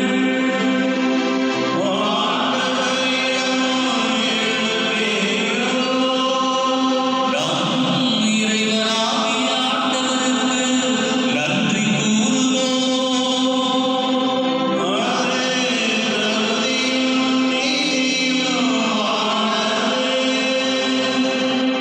ஆண்டவரே, தூயவரான தந்தையே, என்றும் உள்ள எல்லாம் வல்ல இறைவா, எங்கள் ஆண்டவராகிய கிறிஸ்து வழியாக எந்நாளும் எவ்விடத்திலும் நாங்கள் உமக்கு நன்றி செலுத்துவது மெய்யாகவே தகுதியும் நீதியுமாகும். எங்கள் கடமையும் மீட்புக்குரிய செயலுமாகும். சிலுவையில் உயர்த்தப்பட்ட கிறிஸ்து வியப்புக்குரிய அன்பினால் தம்மையே எமக்காக கையளித்தார். குத்தி திறக்கப்பட்ட விழாவிலிருந்து இரத்தமும் தண்ணீரும் வழிந்தோடச் செய்தார். இதிலிருந்து திரு அவையின் அருள் அடையாளங்கள் வெளிப்பட்டன. இவ்வாறு மீட்பரின் திறந்த இதயத்திடம் அனைவரும் ஈர்க்க பெற்றவர்களாக மீன்பளிக்கும் ஊற்றுகளிலிருந்து மகிழ்ச்சியுடன் முகந்து கொள்ளவும் செய்துள்ளினார். ஆகவே புனிதர் வானதூதர் அனைவரோடும் சேர்ந்து நாங்கள் உம்மை புகழ்ந்தேத்தி முடிவின்றி பாடுவதாவது.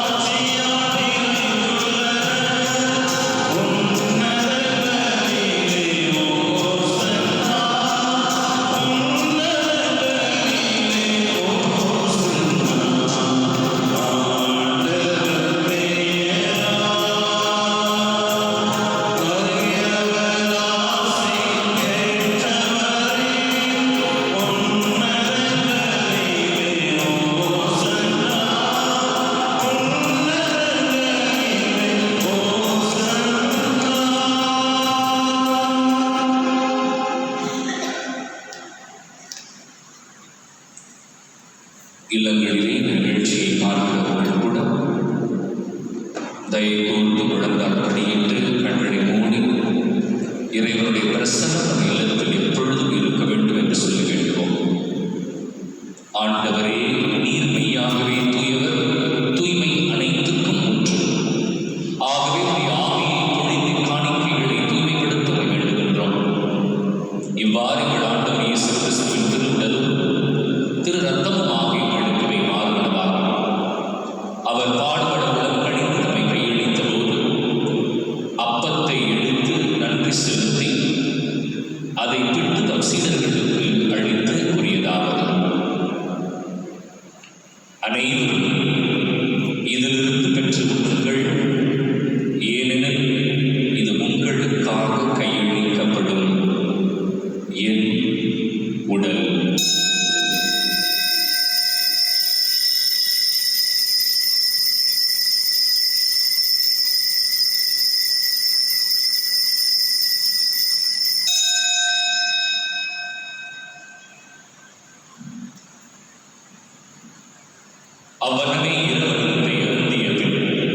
கிண்ணத்தையும் எடுத்து மீண்டும் உமக்கு நன்றி கூறி தம் சீடர்களுக்கு அளித்து அவர் கூறியதாவது: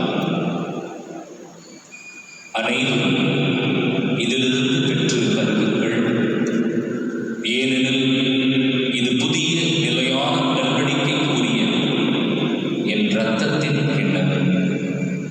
இது பாவ மன்னிப்புக்கென்று உங்களுக்காகவும் பலருக்காகவும் சிந்தப்படும். இதை என் நினைவாக செய்யுங்கள்.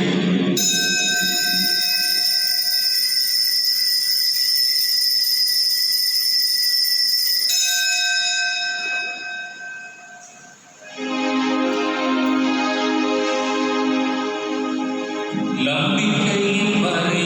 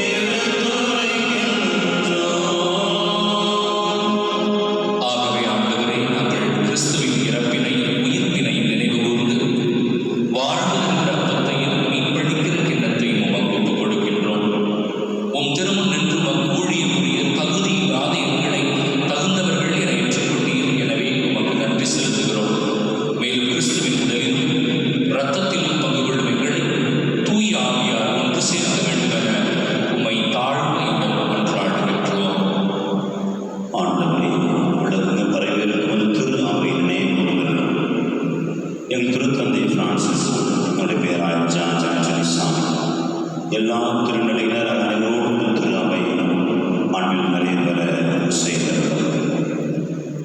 தந்தையை இன்றைய நாட்களிலே உபவாசம் இருந்து தங்களையே ஒப்புக்கொடுத்து இந்த கொரோனா தொற்று அதனுடைய பாதிப்புகள் அகற்று போகும்படியாக ஜெபித்துக் கொண்டிருக்கிற ஒவ்வொரு சகோதர சகோதரிகளையும் நம்முடைய கண்களுக்கு கொடுக்கிறோம்.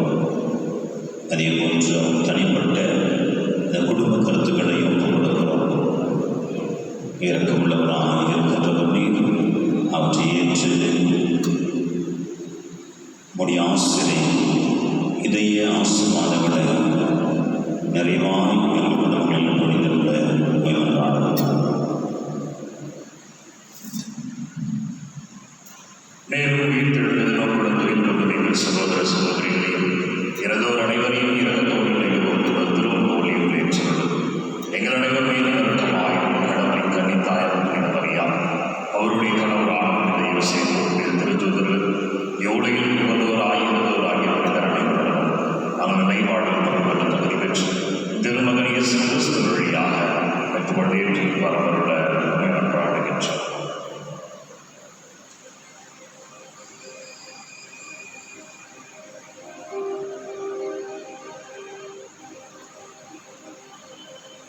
இவர் வழியாக இவரோடு இவரில் எல்லாம் வல்ல இறைவனாகிய தந்தையே, தூய ஆவியாரின் ஒன்றிற்கு எல்லா புகழும் ஆட்சியும் என்றென்றும் உமக்கு உரியதே.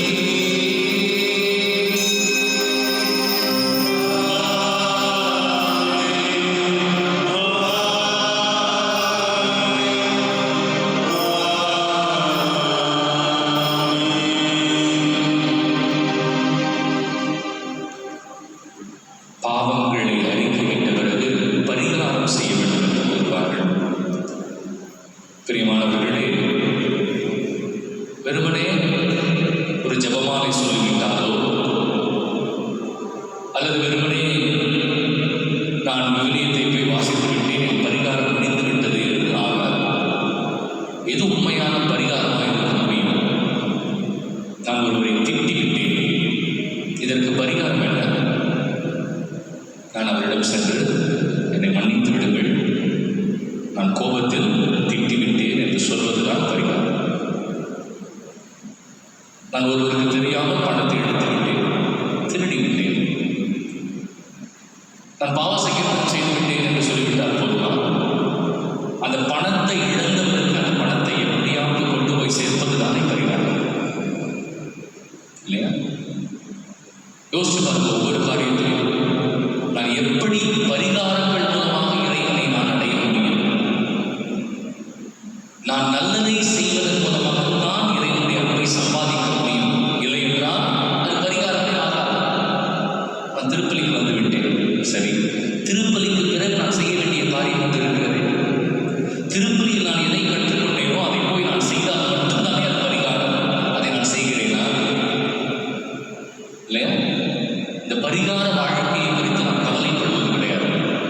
ஆகவே இன்று இந்த திருப்பலி நம்மை அதற்குத்தான் அழைத்திருக்கிறோம்.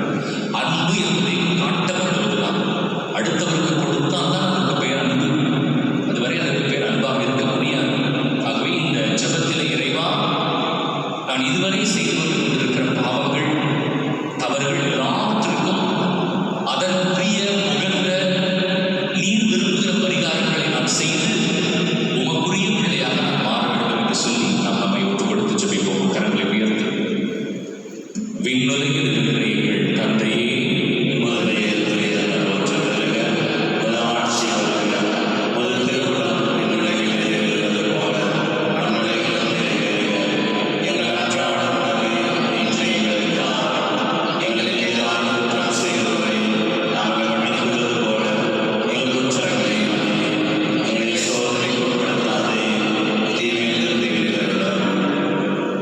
ஆண்டவரே, தீமை அனைத்திலிருந்தும் எங்களை விடுவித்து எங்கள் வாழ்நாளில் அமைதியை கனிவுடன் அருள உம்மை மன்றாடுகிறோம்.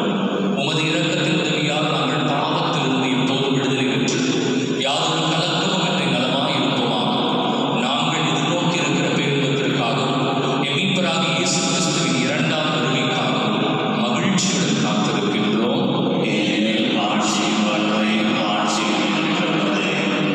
ஆண்டவரே இயேசு கிறிஸ்துவே, அமைதியை உங்களுக்கு விட்டுச் செல்கின்றேன், என் அமைதியை உங்களுக்கு அளிக்கின்றேன் என்று உம் திருத்துதர்களுக்கு மொழிந்தீரே. எங்கள் பாவங்களை பாராமல் உமது திரு அவையின் நம்பிக்கையை கண்ணோக்கி உமது திருவுளத்திற்கு ஏற்ப அதற்கு அமைதியையும் ஒற்றுமையும் அளித்தருள்வீராக. என்றென்றும் வாழ்ந்து ஆட்சி செய்கின்றவர் நீரே. இங்கு மட்டும் இல்லை, உங்கள் வீடுகளில் கூட இப்பொழுது திருத்தொண்டர் அவர்கள் சமாதானத்தை பகிர்ந்து கொள்ள சொல்லும் பொழுது குடும்பங்களில் இருக்கிற கணவன் மனைவி, பெற்றோர், பிள்ளைகள், உறவினர்களிடம் இந்த அமைதியை பகிர்ந்து கொண்டு, ஆண்டவரே எங்கள் இதயத்தை புதுப்பித்தருளும், எங்கள் இதயம் உன் இதயம் போல மாற கடவதாக சொல்லிக்கிட்டே இந்த அமைதியை பகிர்ந்து கொள்வோம்.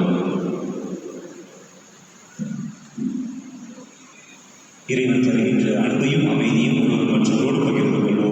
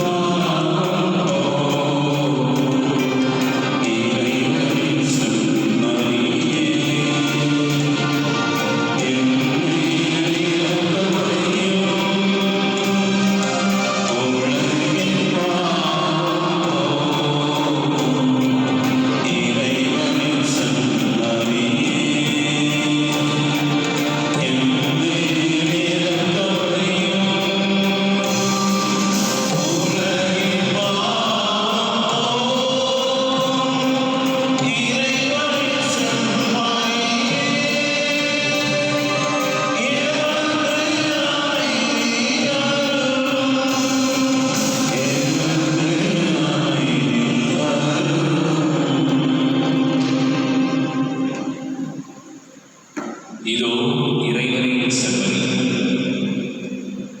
இவரே நம் பாவங்களை மன்னிக்கிறவர். தன்னை உடைத்து அன்பை கொடுத்து நம் பாவங்களை மன்னித்திருக்கிற கடவுள். அதே மன்னிப்பை அடுத்தவர்களோடு பகிர்ந்து கொள்ளும்படி அன்பினால் கட்டளையிட்டிருக்கிற கடவுள். இவருடைய திருவிருந்திற்கு நான் நிச்சயமாய் வார்த்தை ஏற்று அன்பு செய்வேன் ஆண்டவரே என்று சொல்லி வருபவர்கள் மட்டுமே பேறு பெற்றோம்.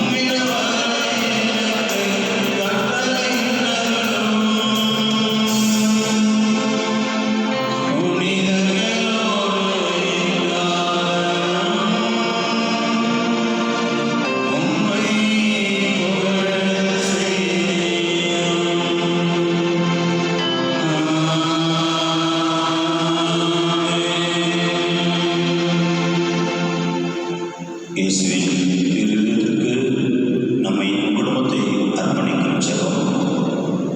இயேசுவின் அன்பான திரு இருதயமே, என்னை உமக்கு ஒப்புக் கொடுக்கிறேன். நீ தரும் எல்லா வரங்களுக்காகவும் உமக்கு நன்றி கூறுகின்றேன். உம் திருக்கரங்களால் என்னை ஆசீர்வதியும். உமது ஆசீர்வாதம் எப்பொழுதும் எனக்கு பாதுகாப்பாக இருந்து என்னை வாழ்விக்கின்றது. எனக்கு வழிகாட்டியாக இருக்கின்றது என்பதை உணர செய்கிறது. இயேசுவே, அன்பான பிரசனத்தில் எப்பொழுதும் மனிதருக்கு வளர்த்தார். உம்மை போல் நான் அன்பு செய்யவும் மன்னிக்கவும் நல்ல மனதை தார். உம் திருநிலையத்திலிருந்தும் காயங்களிலும் வழி திரு ரத்தத்தால் என்னை புனிதப்படுத்தியர்கள். என் துன்ப நேரத்தில் எனக்கு ஆறுதலை தந்தரும். என் பிரச்சனைகளில் நல்ல தீர்வுகளை கண்டேன். என் உள்ளத்திற்கு சமாதானத்தை தார். என்னை சேர்ந்த அனைவரையும் ஆசீர்வாதம். இயேசுவின் திருவிழத்தை முதலில் எங்கும் ஓங்கி ஒழிக்க மக்கள் எல்லோரும் அன்பை தேர்ந்தெடுத்து அருளை பெற்றுக்கொள்ள வரத்தார். ஆமென்.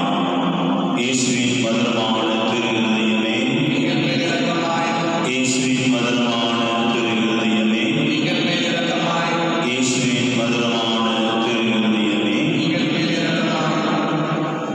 அன்பார்ந்தவர்களே, இயேசுவின் இதய அன்பர்களே, மீண்டும் ஒரு முறை இந்த திருத்தலத்தின் சார்பாக திருத்தலத்தை பணியாற்றிக் கொண்டிருக்கிற குருக்கள் சார்பாக இன்றைய திருப்பணி நிறைவேற்றி அருள்வதை அருள்மணி அவர்கள் சார்பாக திருத்தொண்டர் அருட்கணியர்கள் மற்றும் பங்கு பேரவை நம்பிய பொறுப்பாளர்கள் பக்த சபைகள் அவை அனைவருடைய சார்பாக உங்கள் அனைவருக்கும் 173வது திருநாள் நல்வாழ்த்துக்களை அன்போடு தெரிவித்துக் கொள்கின்றோம்.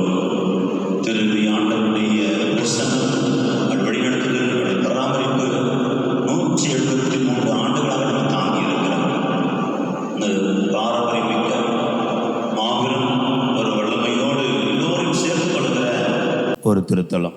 இதை அன்பு என்று சொன்னால் பாகுபாடு இல்லாமல், எந்த வேறுபாடு இல்லாமல், நமக்குள்ளே முடங்கி போகாமல் எல்லாரையும் சேர்த்து கொள்கிற அருமையான ஒரு அன்பு. அதற்கு ஒரு அடையாளம் நம்முடைய திருத்தலம். எல்லா இடங்களிலிருந்தும் மக்கள் வருகிறார்கள், எல்லா மக்களும் வருகிறார்கள். இந்த இதயம் விசாலமாய் மிகுந்த இரக்கத்தோடு எல்லோரும் அரவணைத்துக் கொள்கிற இதயமாய் இருக்கிறது. அதற்கு நம்ம திருத்தலம் சாட்சியாக இருக்கிறது. எனவே இந்த திருத்தல மக்கள் ஒவ்வொருவருக்குமாக, இந்த திருத்தலத்தை நாடி வருகிற ஒவ்வொருவருக்குமாக தூய் இறுதி ஆண்டவருடைய ஆசீர்வாதங்கள் இந்த நாளிலே மிக மிக அதிகமாக உங்கள் மீது பொழியப்பட வேண்டுமாய் உங்களுக்காக இந்த நாள் ஜெபிக்கின்றோம். அன்பார்ந்தவர்களே, இந்த நாளிலே அருமையான திருப்பலி நிறைவேற்றி நம்முடைய இதயத்தை சுத்திகரிப்பதற்காக, புதுப்பித்துக் கொள்வதற்காக நமக்கு தூண்டி எழுப்பிய தந்தை அவர்கள் நமக்கு எல்லாருக்கும் தெரியும்.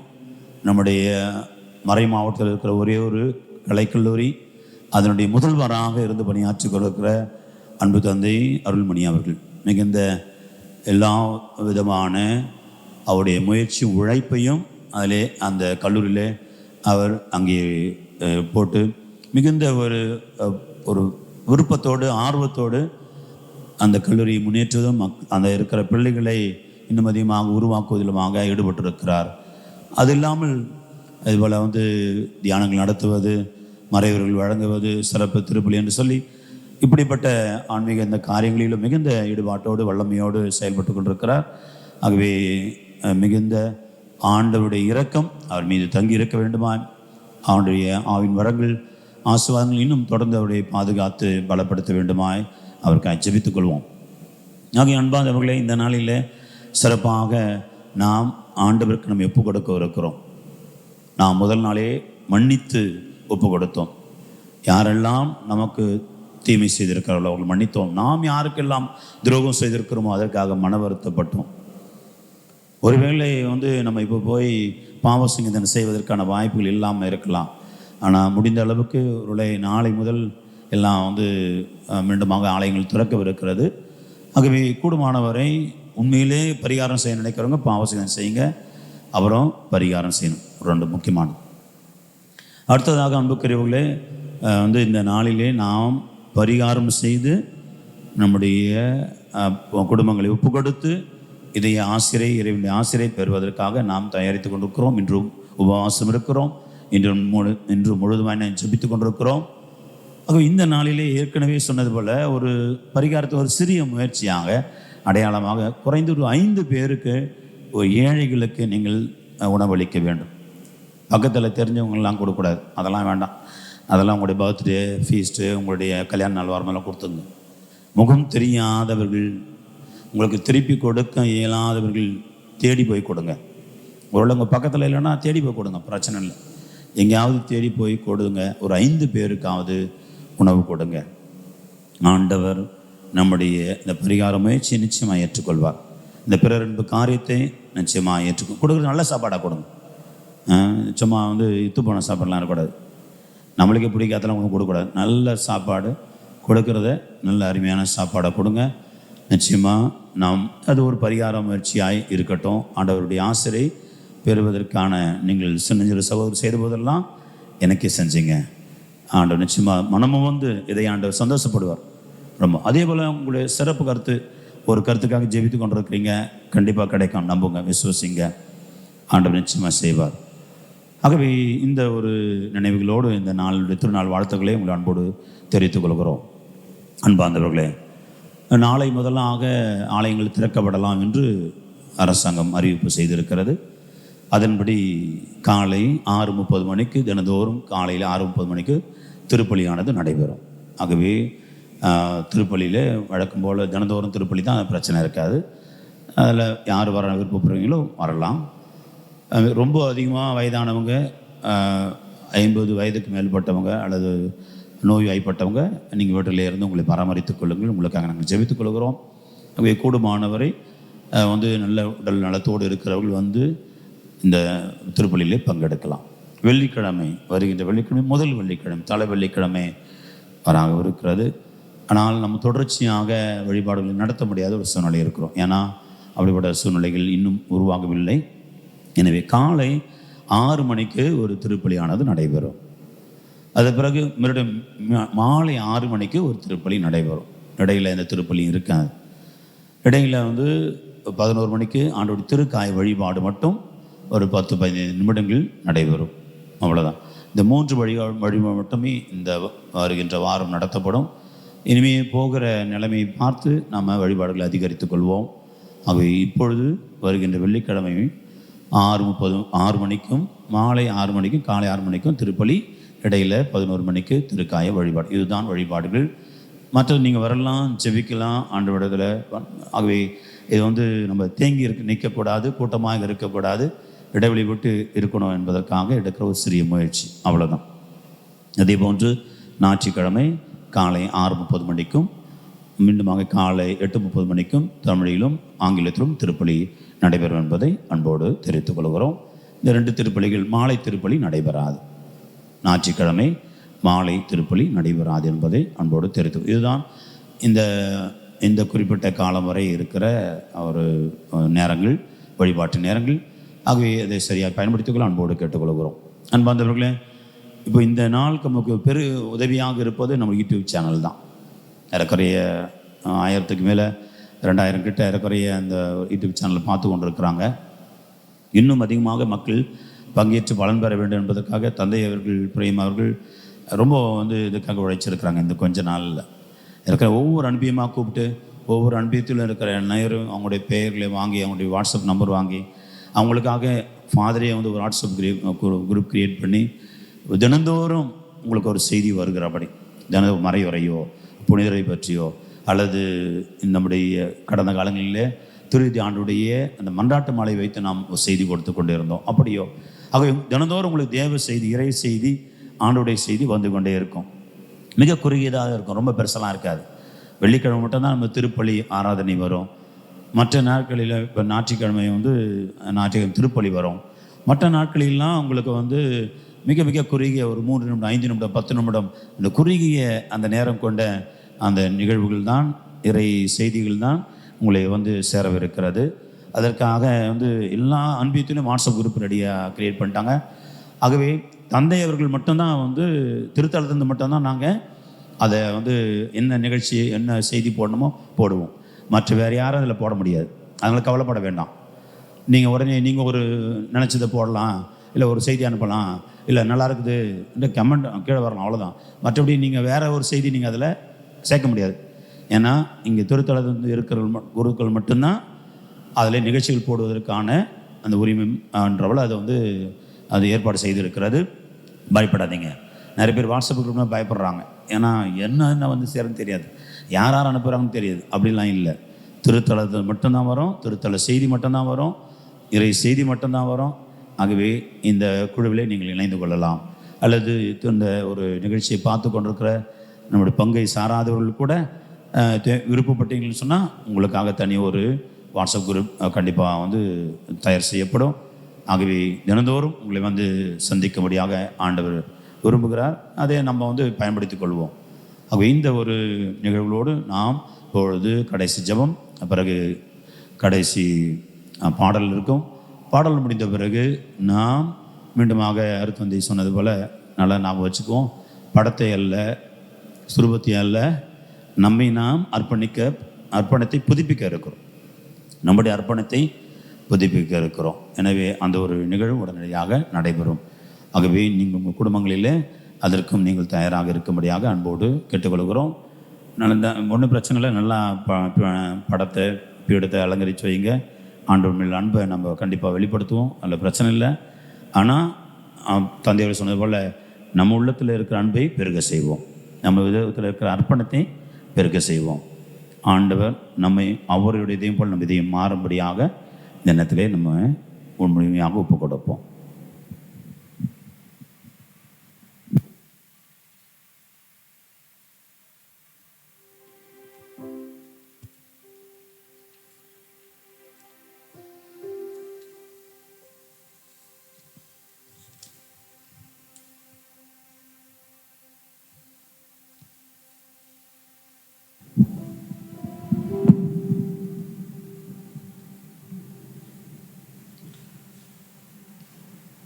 திருத்தல அதிபர் அவர்களுக்கும்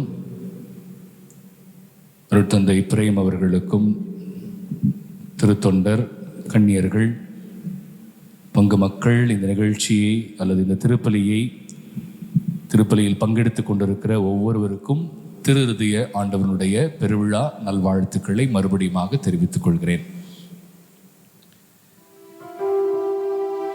நன்றியோடு மன்றாடுவோமாக.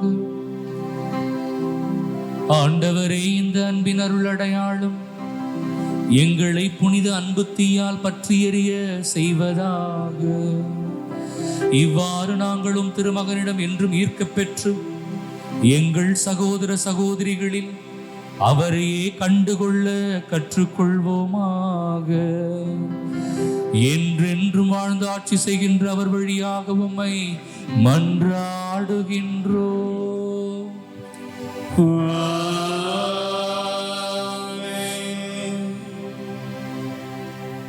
இறைவனின் சிறப்பு ஆசிர் பெற தலைவணங்கி மன்றாடுவோம்.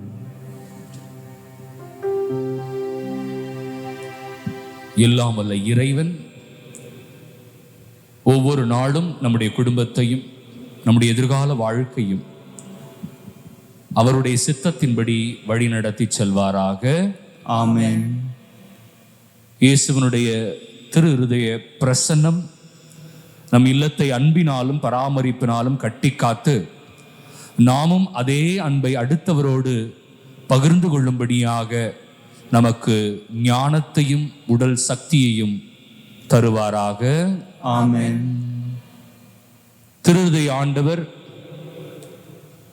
நம்முடைய வாழ்க்கையிலே பின்னி பிணைந்தவராய் இருப்பதனால் நாமும் பாவத்திலிருந்து விடுபட்டு, சாபங்களிலிருந்து விடுபட்டு ஆசீர்வாதமான குடும்பமாய் என்றென்றும் வாழ்வோமாக. ஆமென். ஆண்டவர் உங்களோடு இருப்பாராக. உம் ஆன்மாவோடும் இருப்பாராக. எல்லாம் வல்ல இறைவன் தந்தை, மகன், தூய ஆவியார் நம்மை ஆசீர்வதிப்பாராக.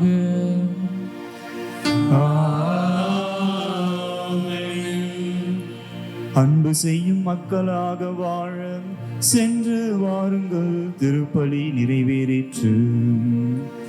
இறைவனுக்கு நன்றி.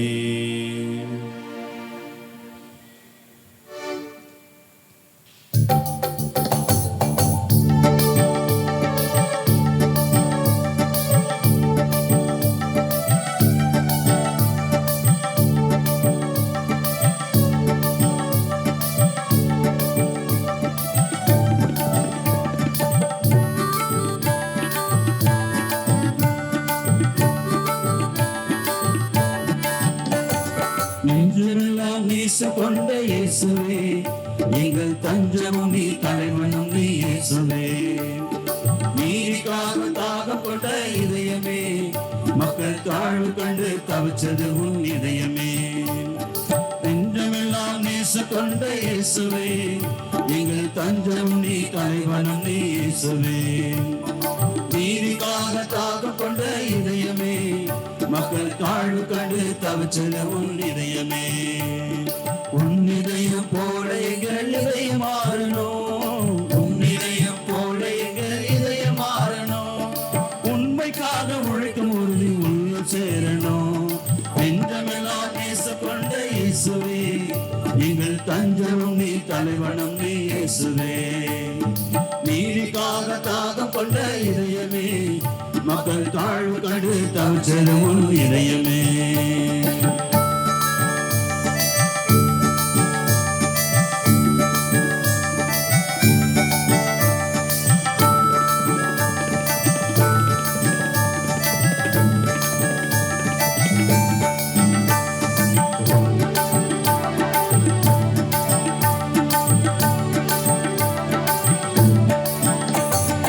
ஆண்டவனின் அரசு இந்த அகிலும் வரணும், அன்பும் சமத்துவமும் எதிலும் பெறணும். ஆண்டவரின் அரசு இந்த அகிலம் வரணும், அன்பு சமத்துவமும் எதிலும் பெறணும். ஆணு பெண்ணு சமமாக வாழ்ந்தெடுக்க வேணும்னு ஆவல் கொண்ட உன் இதயம் எமக்கும் தரணும். ஆணும் பெண்ணும் சமமாக வாழ்ந்திடத்தான் வேண்டும் என்று ஆவல் கொண்ட உன் இதயம் எமக்கு தரணும். உன் வழியில் நடந்திடவே துணிவும் தரணும். என் தலைவா இயேசுவே உன் திருவடி சரணம். உன் வழியில் நடந்திடவே துணிவு தரணும். என் தலைவா இயேசுவே உன் திருவடி சரணம். நெஞ்சமெல்லாம் நேசம் கொண்ட இயேசுவே, எங்கள் தஞ்சமும் நீ, தலைவனும் நீ இயேசுவே. நீதிக்காக தாகம் கொண்ட இதயமே, மக்கள் தாழ்வு கண்டு தவிச்சது உன் இதயமே.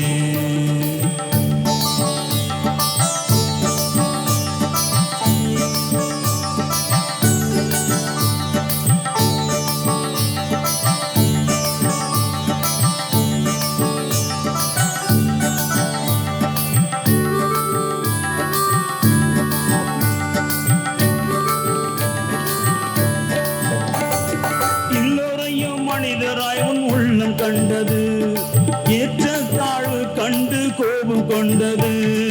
எல்லோரையும் மனிதராயும் உள்ளம் கண்டது, ஏற்ற தாழ்வு கண்டு கோபம் கொண்டது. சாதி சமய பேதங்களை நீக்கிடத்தான் வேணும்னு சாட்டை எடுக்க உந்தன் உள்ளம் துணிஞ்சது. சாதி சமய பேதங்களை நீக்கிடத்தான் வேண்டும் என்று சாட்டை எடுக்க உந்தன் உள்ளம் துணிஞ்சது. இன்னும் வந்தாலும் உந்தன் வழி போகணும், இறையரசு காண உன்னை தொடர்ந்தாகணும். இன்னும் வந்தாலும் உந்தன் வழி போகணும், இறையரசு காண உன்னை தொடர்ந்தாகணும். நெஞ்சமெல்லாம் நேசம் கொண்ட இயேசுவே, எங்கள் தஞ்சமும் நீ, தலைவனும் நீ இயேசுவே. நீதிக்காக தாகம் கொண்ட இதயமே, மக்கள் தாழ்வு கண்டு தவிச்சது உன் இதயமே. உன் இதயம் போல எங்க இதயம் மாறணும், உன் இதயம் போல எங்க இதயம் மாறணும். உண்மைக்காக உழைக்கும் உறுதி உள்ள சேரணும். நெஞ்சமெல்லாம் நேசம் கொண்ட இயேசுவே, எங்கள் தஞ்சமும் நீ, தலைவனும் நீ இயேசுவே. நீக்காக தாகம் கொண்ட இதயமே, மக்கள் தாழ்வு கண்டு தவிச்சது உன் இதயமே.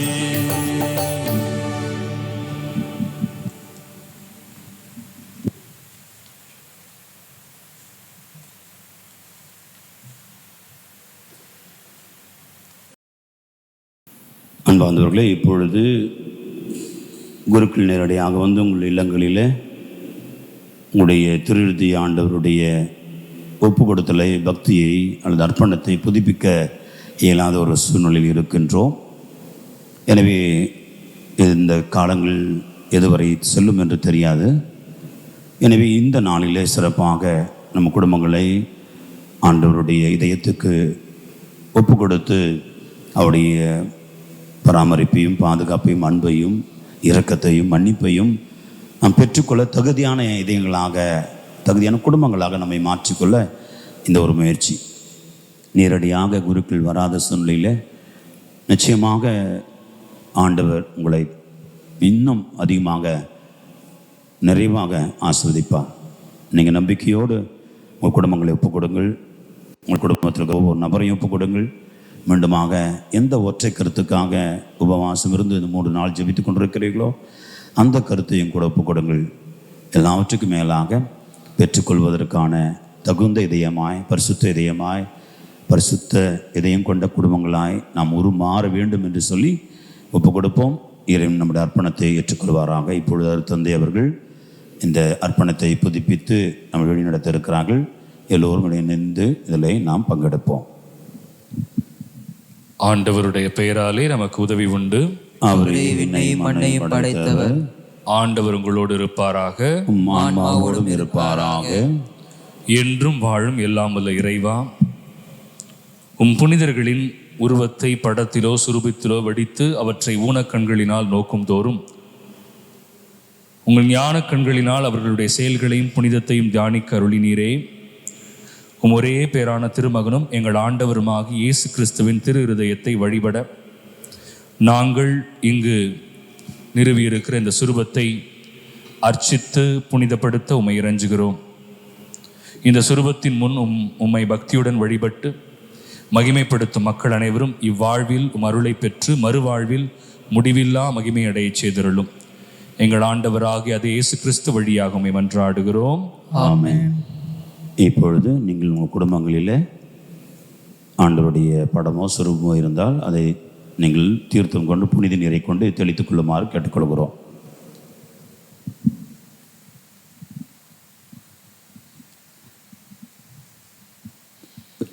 ஒப்பு கொடுக்கிற அர்ப்பணிக்கிற ஜெபத்தை நாம் சொல்லவிருக்கிறோம். ஓ இயேசுவின் திரு இருதயமே, இன்று இக்குடும்பத்தை உமக்கு சொந்தமாக்கி கொண்டு உமது அன்பின் இருப்பிடமாக தெரிந்து கொண்டீர். இக்குடும்பத்தின் மீது உமது இரக்கம் மிகுந்த அன்பை பொழிந்ததற்காக உமக்கு நன்றி செலுத்துகிறோம். இன்று முதல் நீரே இக்குடும்பத்தின் அரசராகவும் தலைவராகவும் உற்ற நண்பராகவும் இருப்பீராக. உமது அன்பின் பராமரிப்பால் இவர்களை காப்பாற்றி வழி நடத்திருளும். இக்குடும்பத்தாரால் உமக்கு மகிழ்ச்சியும் ஆறுதலும் உண்டாவதாக.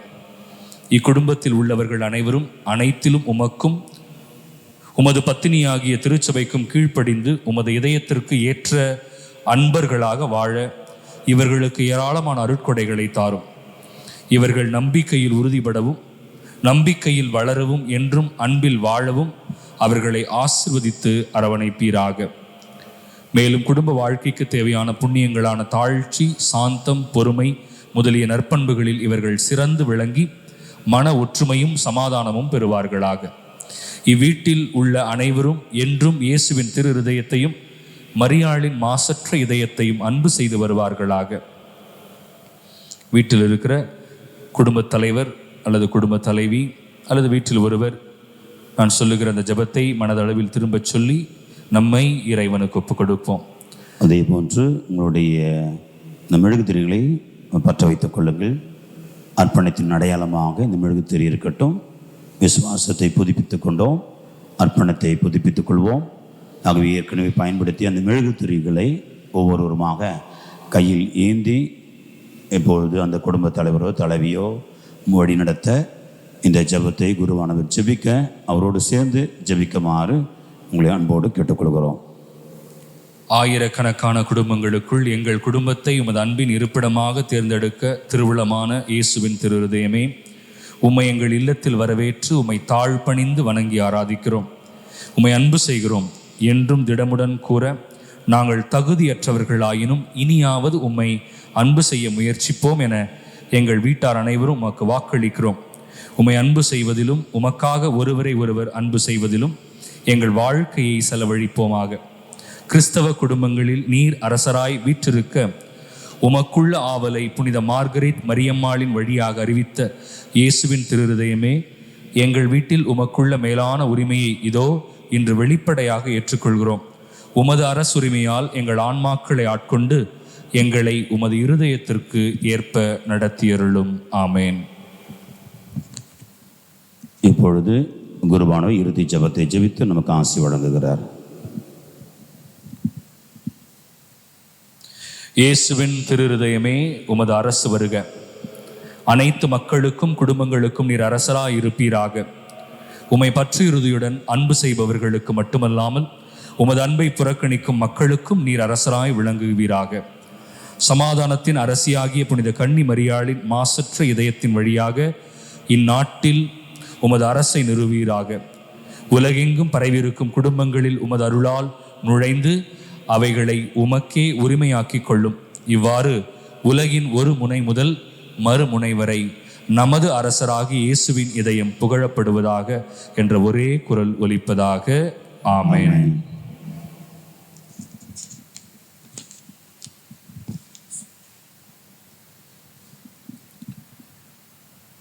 எங்கள் மீது நிறை அன்பு கொண்டுள்ள இயேசுவின் இருதயமே, எங்கள் இதயத்தை உமது அன்பினால் நிறைய பெற செய்தருளும்.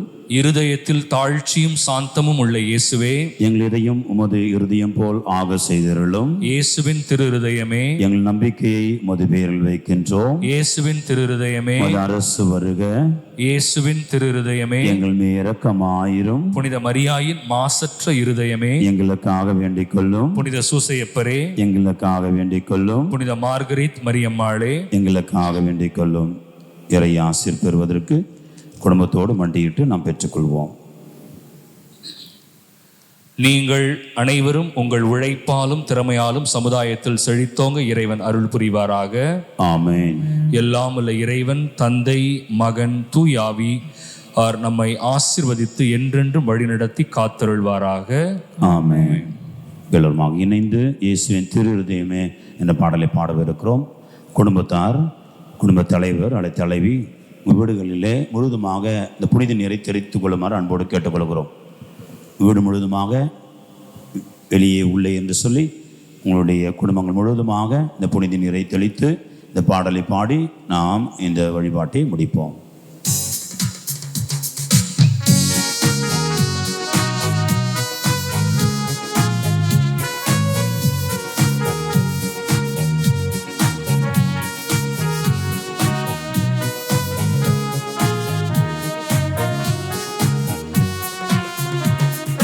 இயேசுவின் இருதயமே, என்றும் எரிந்திடும் அருள்மயமே, உந்தன் ஆசீரும் அருளும் சேரு வந்தார் எங்கள் ஆனந்தம் நிலை பெறுமே. இயேசுவின் இருதயமே,